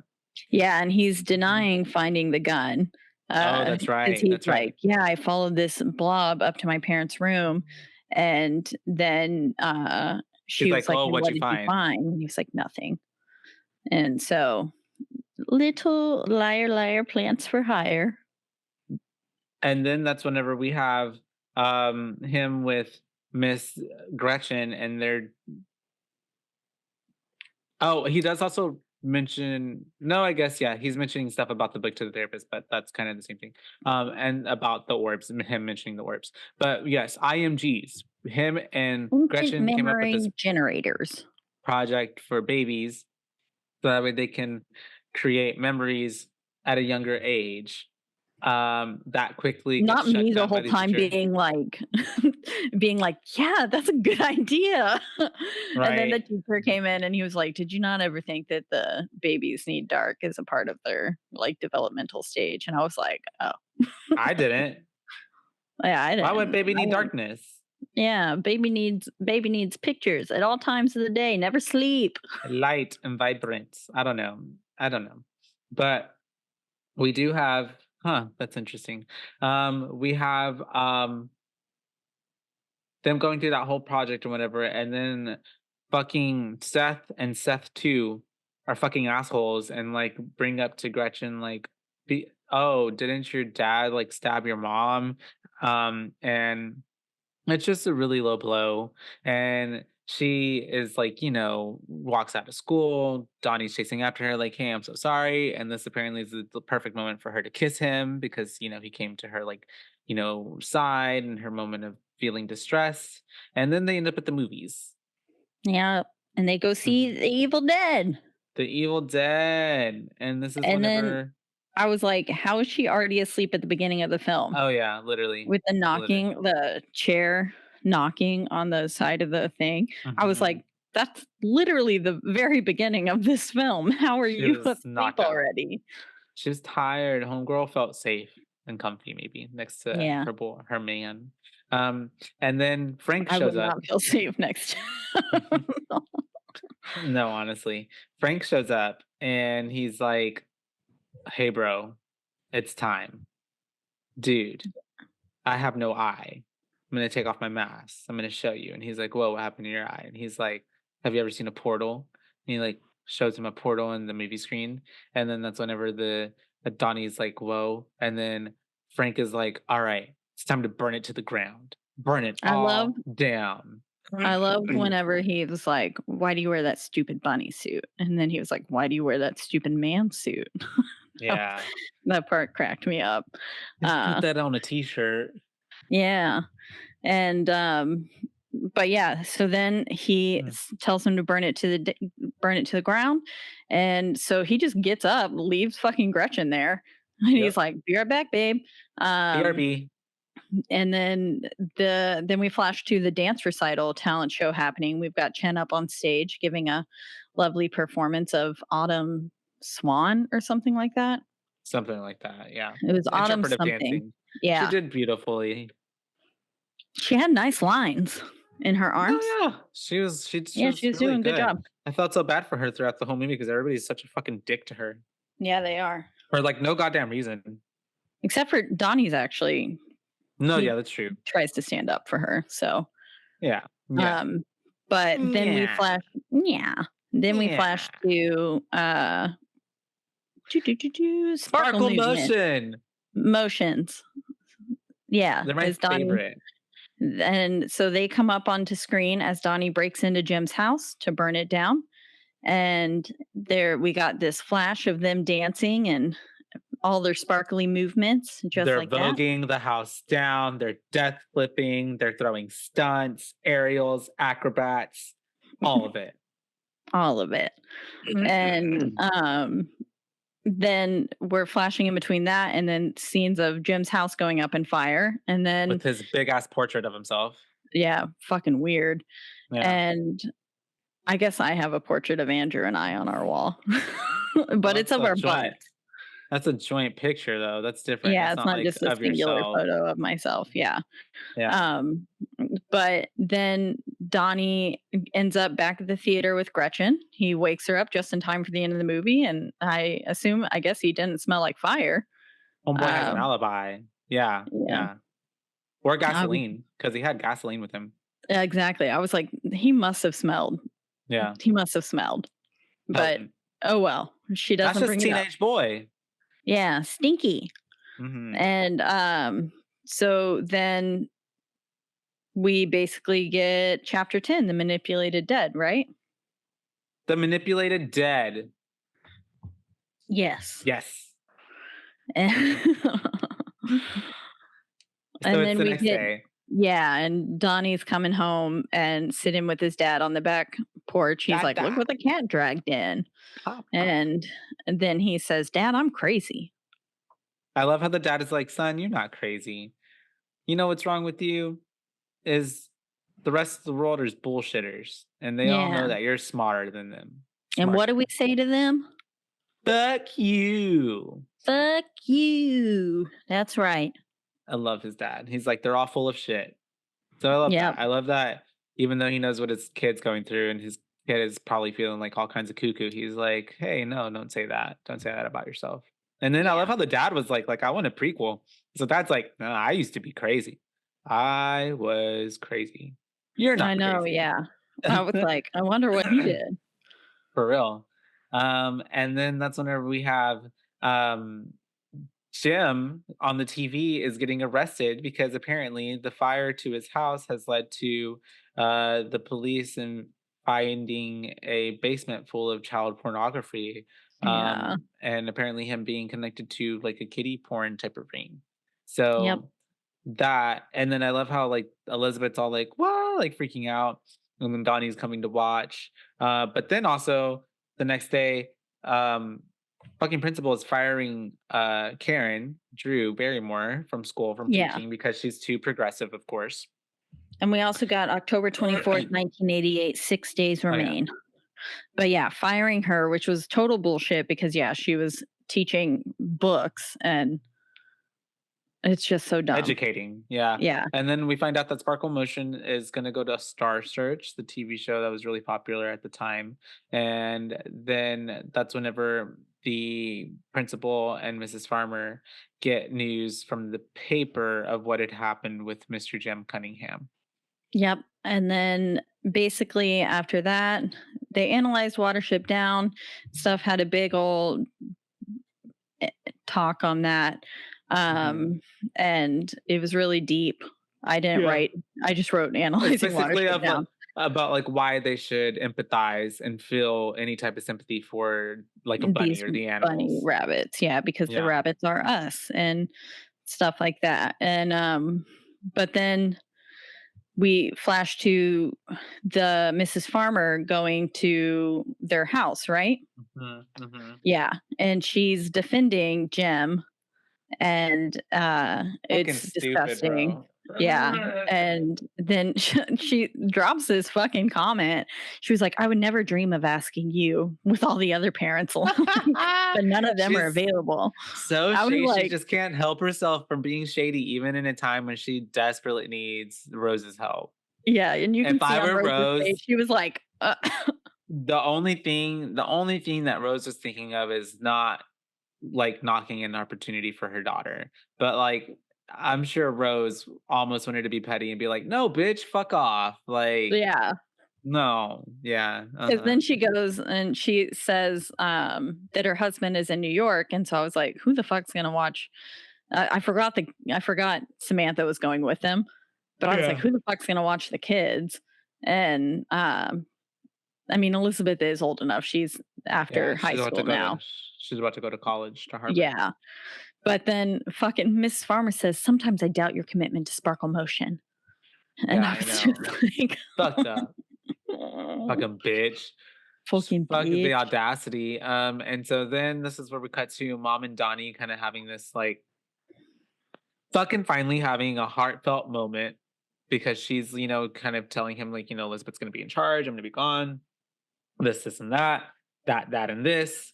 And then he's like, you know, what's it like having like a loony, you know, like a crazy kid son? And she's just like, it's wonderful. It's amazing. And so yeah, it was such a tender moment. Yeah, especially between them. And, you know, especially like he had called her bitch earlier in the film. And like their relationship had already been pretty contentious or strained. Oh, it's sad to think that the last thing he said to his mom was calling her a bitch. Literally, that's why I feel like her reaction the next morning when she's out there smoking that cigarette like that, I feel like that's why she's like that. Yeah. As like sad as she is, probably they never got to have that moment where they got to like really connect again. And so he died without them having that moment. So it was just like maybe she'll at least have that dream of the tangent universe. Of them talking about that. To say hello. Say meow. Hi, Suki Bookie. Love you. She's just like, what? Sorry, listeners. Say meow. I just like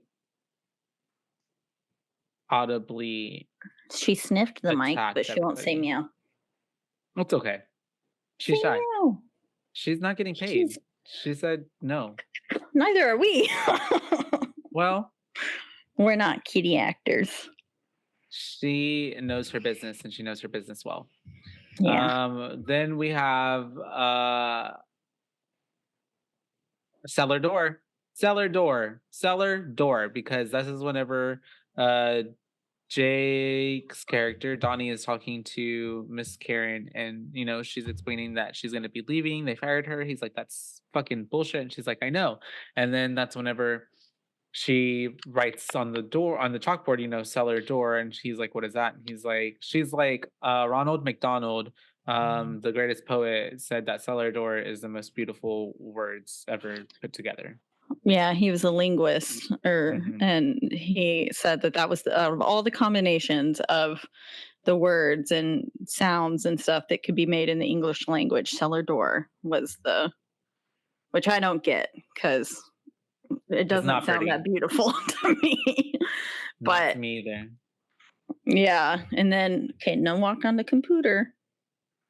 Computer. Then we cut back to the therapist and they're talking again. She has him hypnotized. And this is whenever he's telling her that Frank is going to kill. Yep. And she's like concerned. He admits to flooding the school and that he burned Jim's house down. Oh, yeah, that's right. And he says, I have to obey him or he'll be left all alone and I won't be able to know his master plan. And then he's like, I have the power to build a time machine. And then Frank said, time's up. Time's up. Time to go. That's enough. Time to go. Time to get out of bed. And that's whenever she's like, okay, you're healed. You can stop taking your medication. You're not atheist. You're agnostic. You're doing great, sweetie. Goodbye. Yeah. And agnostic people don't think that there's not a proof of a God, but they don't deny the possibility of an existence of a God. Suki, I love you so much, but you are very bad. October 29th. One day remains. And it's chapter 9, The Insurance Trap. Yes. And Elizabeth got into Harvard. She got into Harvard, Harvard. And now Donnie's like, we should throw a party. And she's like, you know what? Let's do it. So they end up throwing a party. Yes, we should. And it's supposed to not get too out of hand, but it ends up being a pretty significantly sized party. They also have a pretty big sized house. They do. Like huge house. And then we have Gretchen showing up to this party, and she's a little frazzled because apparently, like, drama, her mom is missing. So like, I love how like played this is. Like, her mom is missing. Like, and the she's house like, was the house is torn up. Yeah. And she's just like, and then they just like have sex. Yeah, and she's like, "This is the horniest I've ever been. I'm so turned on right now." Yeah, and I was like, I would be. I guess everyone reacts to stuff differently. Maybe she needed the distraction. Maybe she did. And she also says the line, which I liked. She said, "I guess some people are just born with tragedy in their blood." So melodramatic. I love it. Yeah, very much so.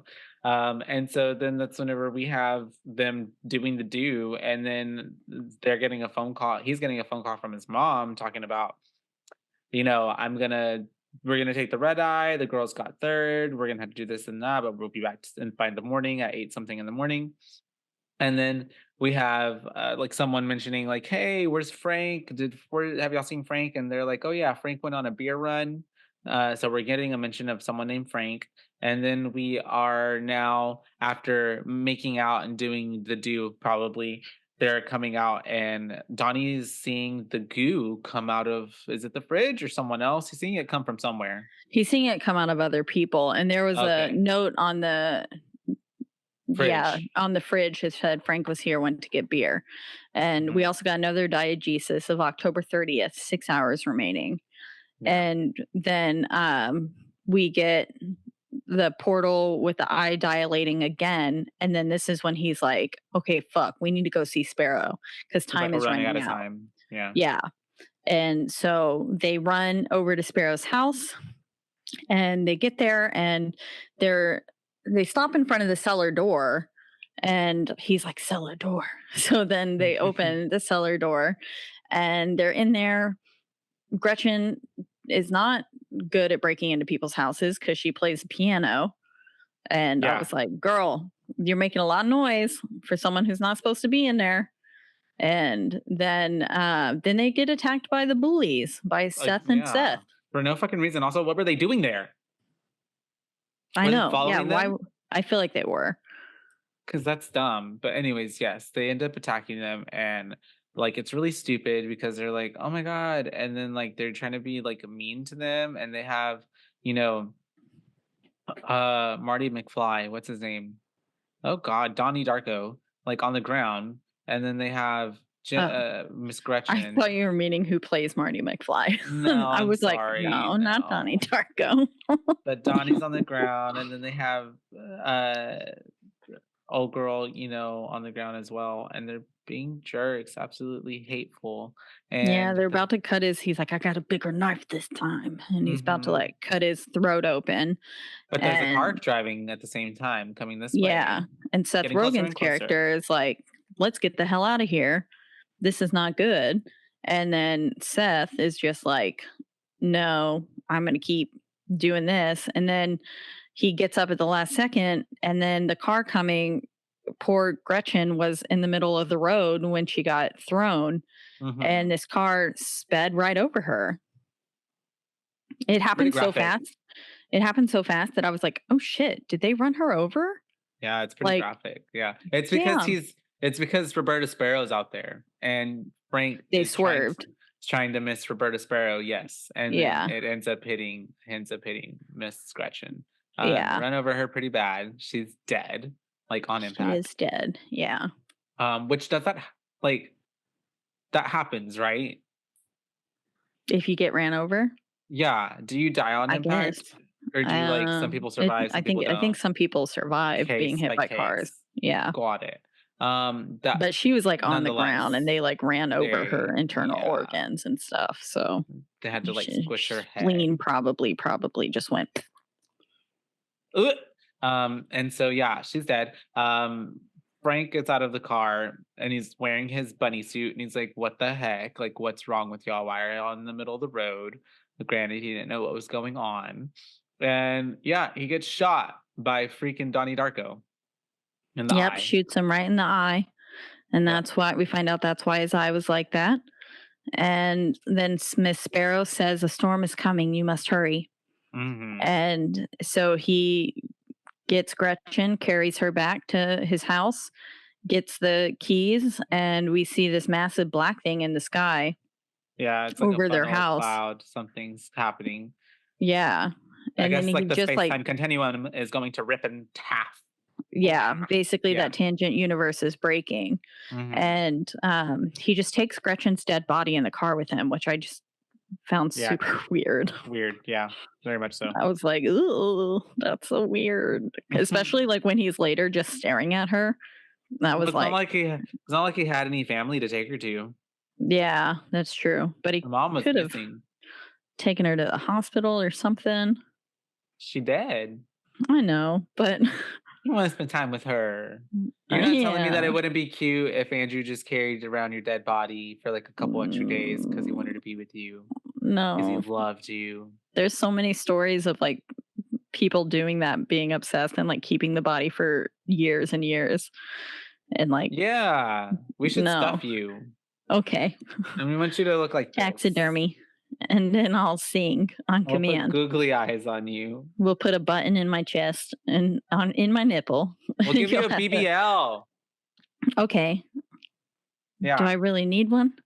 No, you don't. I'm just saying. It sounds like fun. Even bigger. It's gonna be like an absurdly, like insanely, like obnoxiously, like not proportionate to your body BBL. Okay, love it. Yeah. And then buttons in my nipples to make me sing. Oh, like Woody, and where you pull it and there's like a drawstring, but it's tassels on my nipples. I don't get to be clothed in the afterlife, I guess. Well, no, we could cut holes around. Oh, I have a bra. I have a bra that has the nipples cut out. Like Mean Girls? It's a vintage bra, yeah, but it's like they're like actually sewn to have the nipples that poke out for people to like breastfeed. I don't know. I just thought it was so weird. I bought it. Is it more like lingerie or is it a bra? It's kind of like lingerie. Oh, okay. That's interesting. It doesn't have like underwire or anything. No, it's like yellow satin. I don't think it's for breastfeeding. Okay. It's for something else feeding. Yeah. And so that's whenever we have him with her, and he's laughing, and he's just kind of driving at the top of the cliff where we started at the beginning of the film, and he's watching the funnel and like then sees the plane, which is apparently carrying his mom and sister, is the same plane that is a part of this like vortex of time loop that the engine comes off of, and the twister hits them. Very scary. And then he ends up we got to count down to 0 too, so we know that everything's going down right now. Yeah. And he says, I'm going home, he says. And then we have him back in the car with Gretchen. He's just kind of looking staring at her. and then time starts going back because now we're seeing all of the events that have happened in the film kind of reversing in this rewind type of situation style bit montage. And then we end up with Donnie back in the bed on the same night we were like 20 something days ago whenever the engine crashed into his bedroom. Yep, and he's laughing from his dream that he just had, which Yep. we talked about earlier. Yep. And he is in bed as that jet engine lands on his house. Which ultimately kills him. Yep. And then we get chapter 12, Dreams. Yeah. And this is where I was like, I guess it all never happened. And then nope, it was. Yep. And it was just a different universe. Yeah. And they roll out his body. Yeah, they're rolling out his body. We're getting, I imagine this must have been a pretty easy scene for Maggie to act, like imagining seeing your brother being rolled out. Yeah, on a stretcher must have been like really hard for her, fake or not. And so she was doing a phenomenal job of acting there. And then everyone else was too. And Mom's just sitting there like smoking a cigarette, kind of in probably shock. Yeah. And then also going off their last conversation was he called her a bitch. And then we have Gretchen rolling up and she's on her little bicycle and she's like, what happened? And the neighbor kid's like, let me gossip to you real fast. Yeah, for real. The neighbor kid's like, I got all the facts. And then I love how at the end, like as like an 8-year-old, he's just like, I feel real bad for their family. Yeah. I was like, okay, kiddo. Yeah. But she asked, what was his name? And he goes, Donnie Darko. And he was like, did you know her? And Gretchen said, no. And then she waves at his mom and she waves back almost knowingly. And we go to a black screen. We end the movie. And that is 2001. Yeah. Donnie Darko. Director's cut, which is actually came out in 2004. That's a lot. It is. It was a very long movie. There's a lot of movie. Not a lot of in-your-face horror, but if you think about it, kind of very horror. Because imagine being in this situation. Yeah. Yikes. It's terrifying to me. Yeah, for sure. The imaginary bunny, the whole like world's going to end, kind of all of the horrors that also took place in this film, as well as like more or less kind of the commentary of like what was going on with like the school and like the Jim Cunningham's character, and then just like even the connection and like the interactions between the family and how family dysfunction and like even not even that, but like how people who do deal with like either mental illness or different types of emotional disorders or imbalances and how that impacts a whole family in essence. So there's like so many like really deep and cerebral things happening in the film that just make you really kind of use your brain a bit more than usual, I feel like, in other movies, especially if it wasn't the director's cut, because the theatrical cut cuts out quite a bit that leaves you kind of like piecing things together. But overall, are we jumping into the Boo ratings? Yeah, I think so. I'm gonna give it a 5. A 5? I would give it a 5.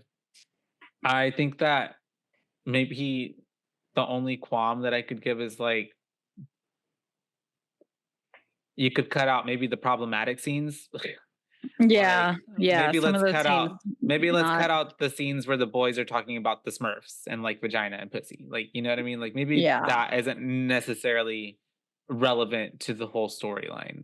Or maybe or the even racist comments and the racist comments, all the times that they like were bullying Chan, or even the moment like when he was about to like masturbate and stuff in front of his therapist, because that never even really like that doesn't necessarily even play into necessarily the themes of the movie. You know what I mean? Yeah. But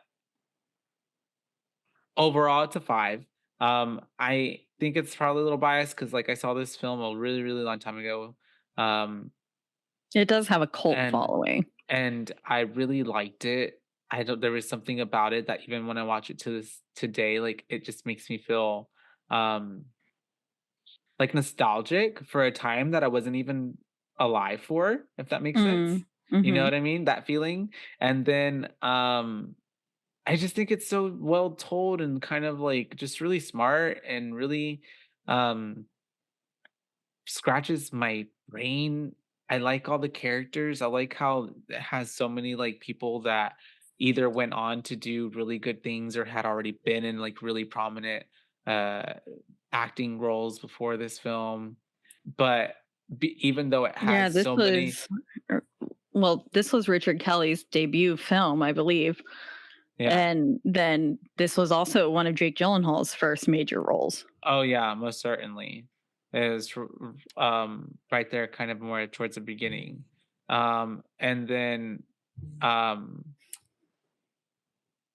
like it was actually to see so many like big kind of celebrity names in a film that doesn't feel like a big celebrity movie. You know what I Yeah, mean? Like it feels very like, not like I your mean, blockbuster. yeah, and I mean, I'm sure the budget wasn't that big. It was a budget of 4.5 million, and the box office it made 7.5 million. So it was lucrative, like it made a profit.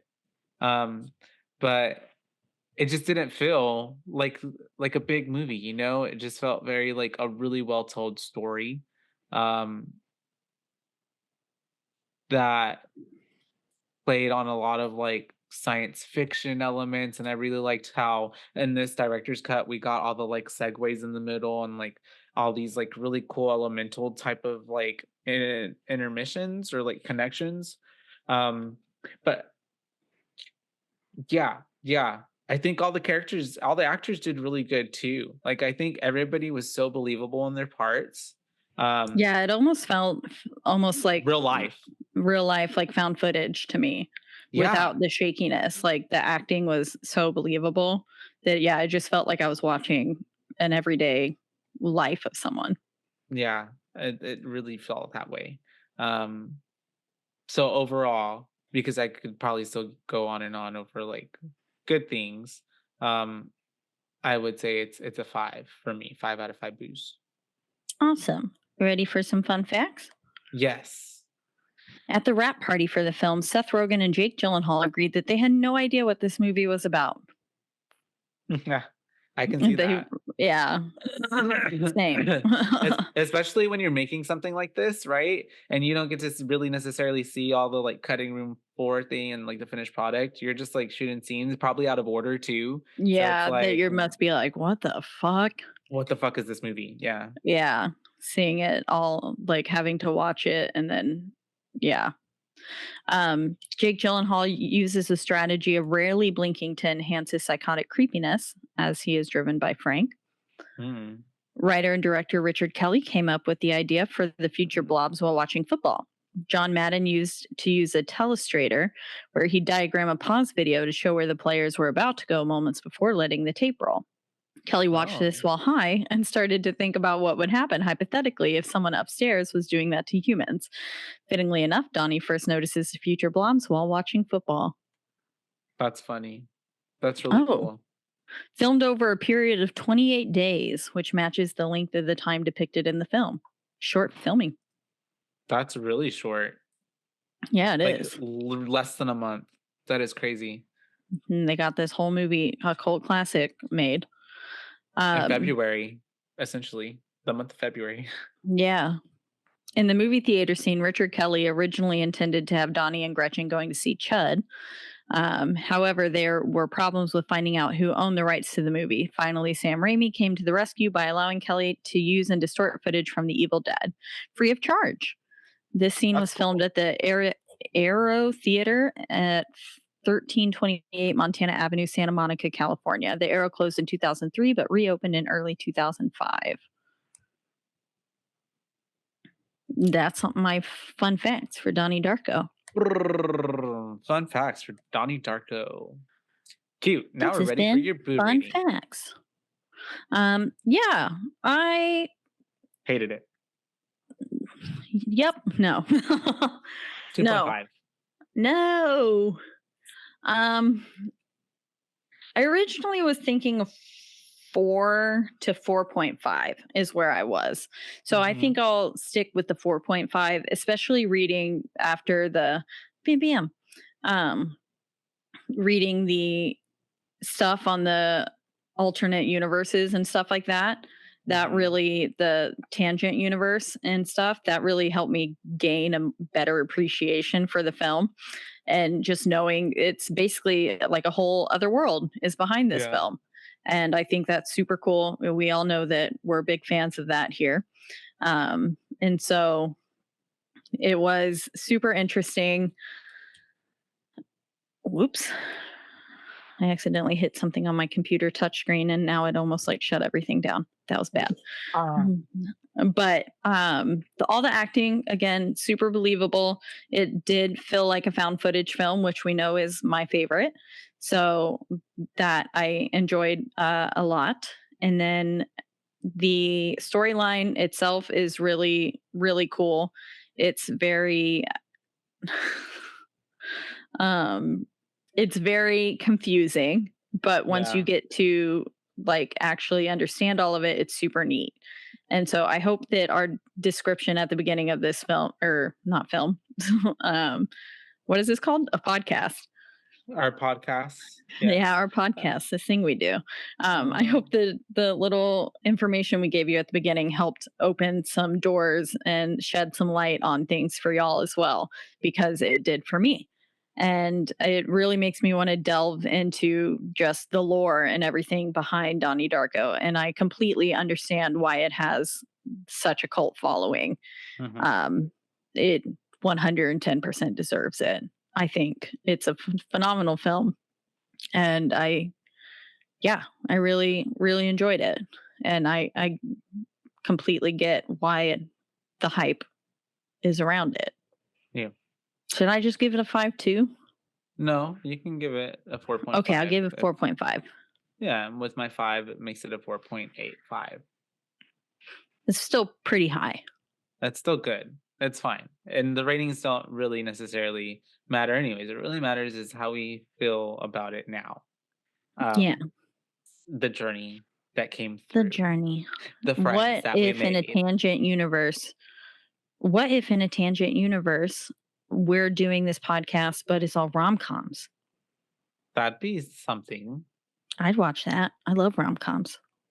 I like rom-coms too. Let's switch our genres up next year. Okay. All rom-coms, no longer all horrors. rom-coms. And instead of boobaes, we are com-hos. No, I'm just kidding. Oh, wait. Com-hos. I didn't realize how close that was to cum-hos. My bad. But it's also like cum-hos, like come on hos, like come on hos. Come host. All right. In the comments on our next post or in our DMs, let us know, you guys, if how y'all feel about come host. Yeah, if we should do a spin-off podcast. It made me think, all this time traveling made me think of an anime I really like too, which I could easily do an anime podcast. It's actually a Chinese anime. And it's called Link Click, and it's so good. And it's about time traveling through photographs. And it's really phenomenal. And all the opening and ending credit songs are hella good. Hella good soundtrack. I have them on a playlist, on my anime openings and endings playlist. What do you do when you listen to this playlist? And all I can think of is, what would you do for a Klondike bar? But yeah, you heard it here, you guys. We got a 5 and a 4.5, so that's a 4.85 for Donnie Darko's 2001's film, Donnie Darko. Bam. Bam. As always, we are being hosted by the lovely, lovely Rogue Media Network Studios. They always take great care of us. Yes. And then if you want to listen to us or any of the other amazing podcasts on this network, you can do so in one central place, and that is at roguemedianetwork.com. And then if you want to listen to us, you can do so on a slew of podcasting platforms, but the biggest two would be Spotify and also Apple. But wherever you do listen, don't forget to rate, review, like, and subscribe. That's right, because that's the only way we can get ahead in this world. And if you do, like, please word of mouth, tell your friends, listen, leave reviews. Reviews really do mean the whole world to us. I refresh it all the time to see if we get new ones. And every day we're disappointed. We are. So if you're listening and you haven't left a review yet, please go leave one and make sure it's a nice one, please. Don't break our hearts.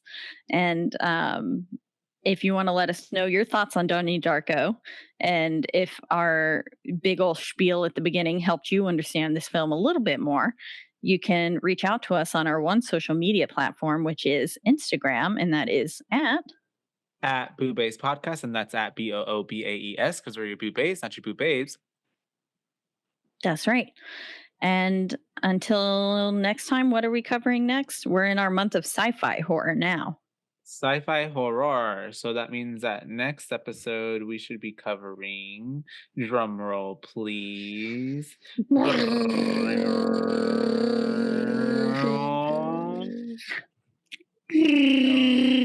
I love our car drum roll. Okay, so it's honestly, it's kind of, we could either do Pandorum, the Invisible Man, or Prey.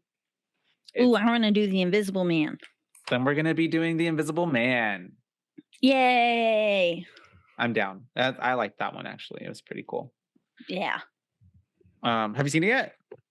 I think so, but I also might be getting it confused with something else. I don't know. Hollow Man? I guess we'll see when I watch it. True that. And but yes. We'll see next week. I'll be like, I've absolutely never fucking seen this movie. Or I'll be like, or heard of it. Yeah. But you guys, that's what we're doing, Invisible Man. So if you'd like to watch or beforehand and then have your thoughts with us, then feel free to do so. We would love to also have you send in your thoughts as well, so that way we could read it out loud on the podcast if you even wanted to. So please do that as well. Yeah. Yes. That's all please. I have. And until next time, you guys. Bye, bays. Bye, bays. Oh my gosh, I'm like losing my mind. I just can't sit still. Why? I'm just like, because I've been sitting still for so long, like I'm like you need to get up, go run some errands. I'm gonna go to the gym after this because I wasn't able to go earlier. So I'm gonna do that. But it's so funny. It's so funny because it's like my body has a lot of energy, but my mind doesn't at the same time. Does that make sense? Yeah. Yeah. Yeah. But I'm just going to keep moving this chair and bouncing it around. Did we text Mike? Yeah, I did. Leap Flugen. What could you do for a Klondike bar? Oh, I'd do lots of things for a Klondike bar. Like what? Like murder. I love it. I stand it. I did that for a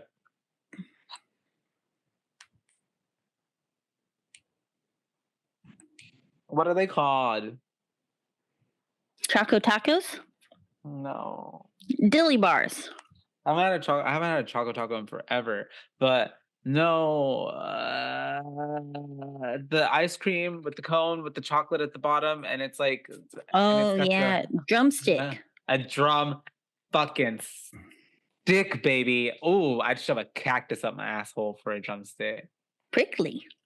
I would do it. I hope they leave all that in. I hope so too. People need to know the real me.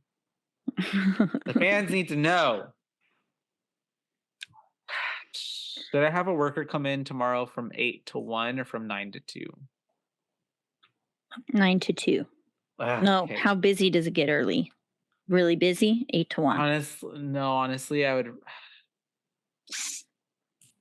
Honestly, really, kind of just doing her a favor. Honestly, I don't necessarily really need her, but she needs some hours, so I'm just kind of like, okay.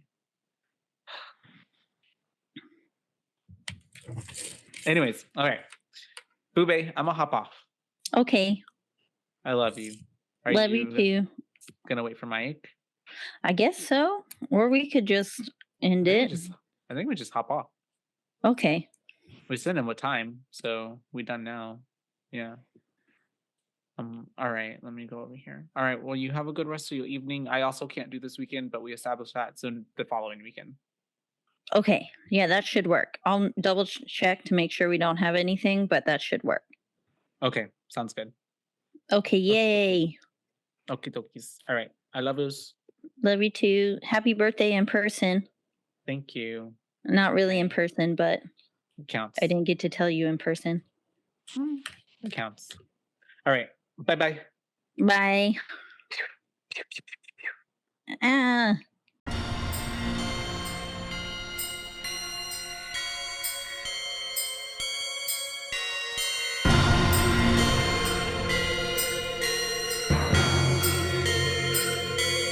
Boobaes!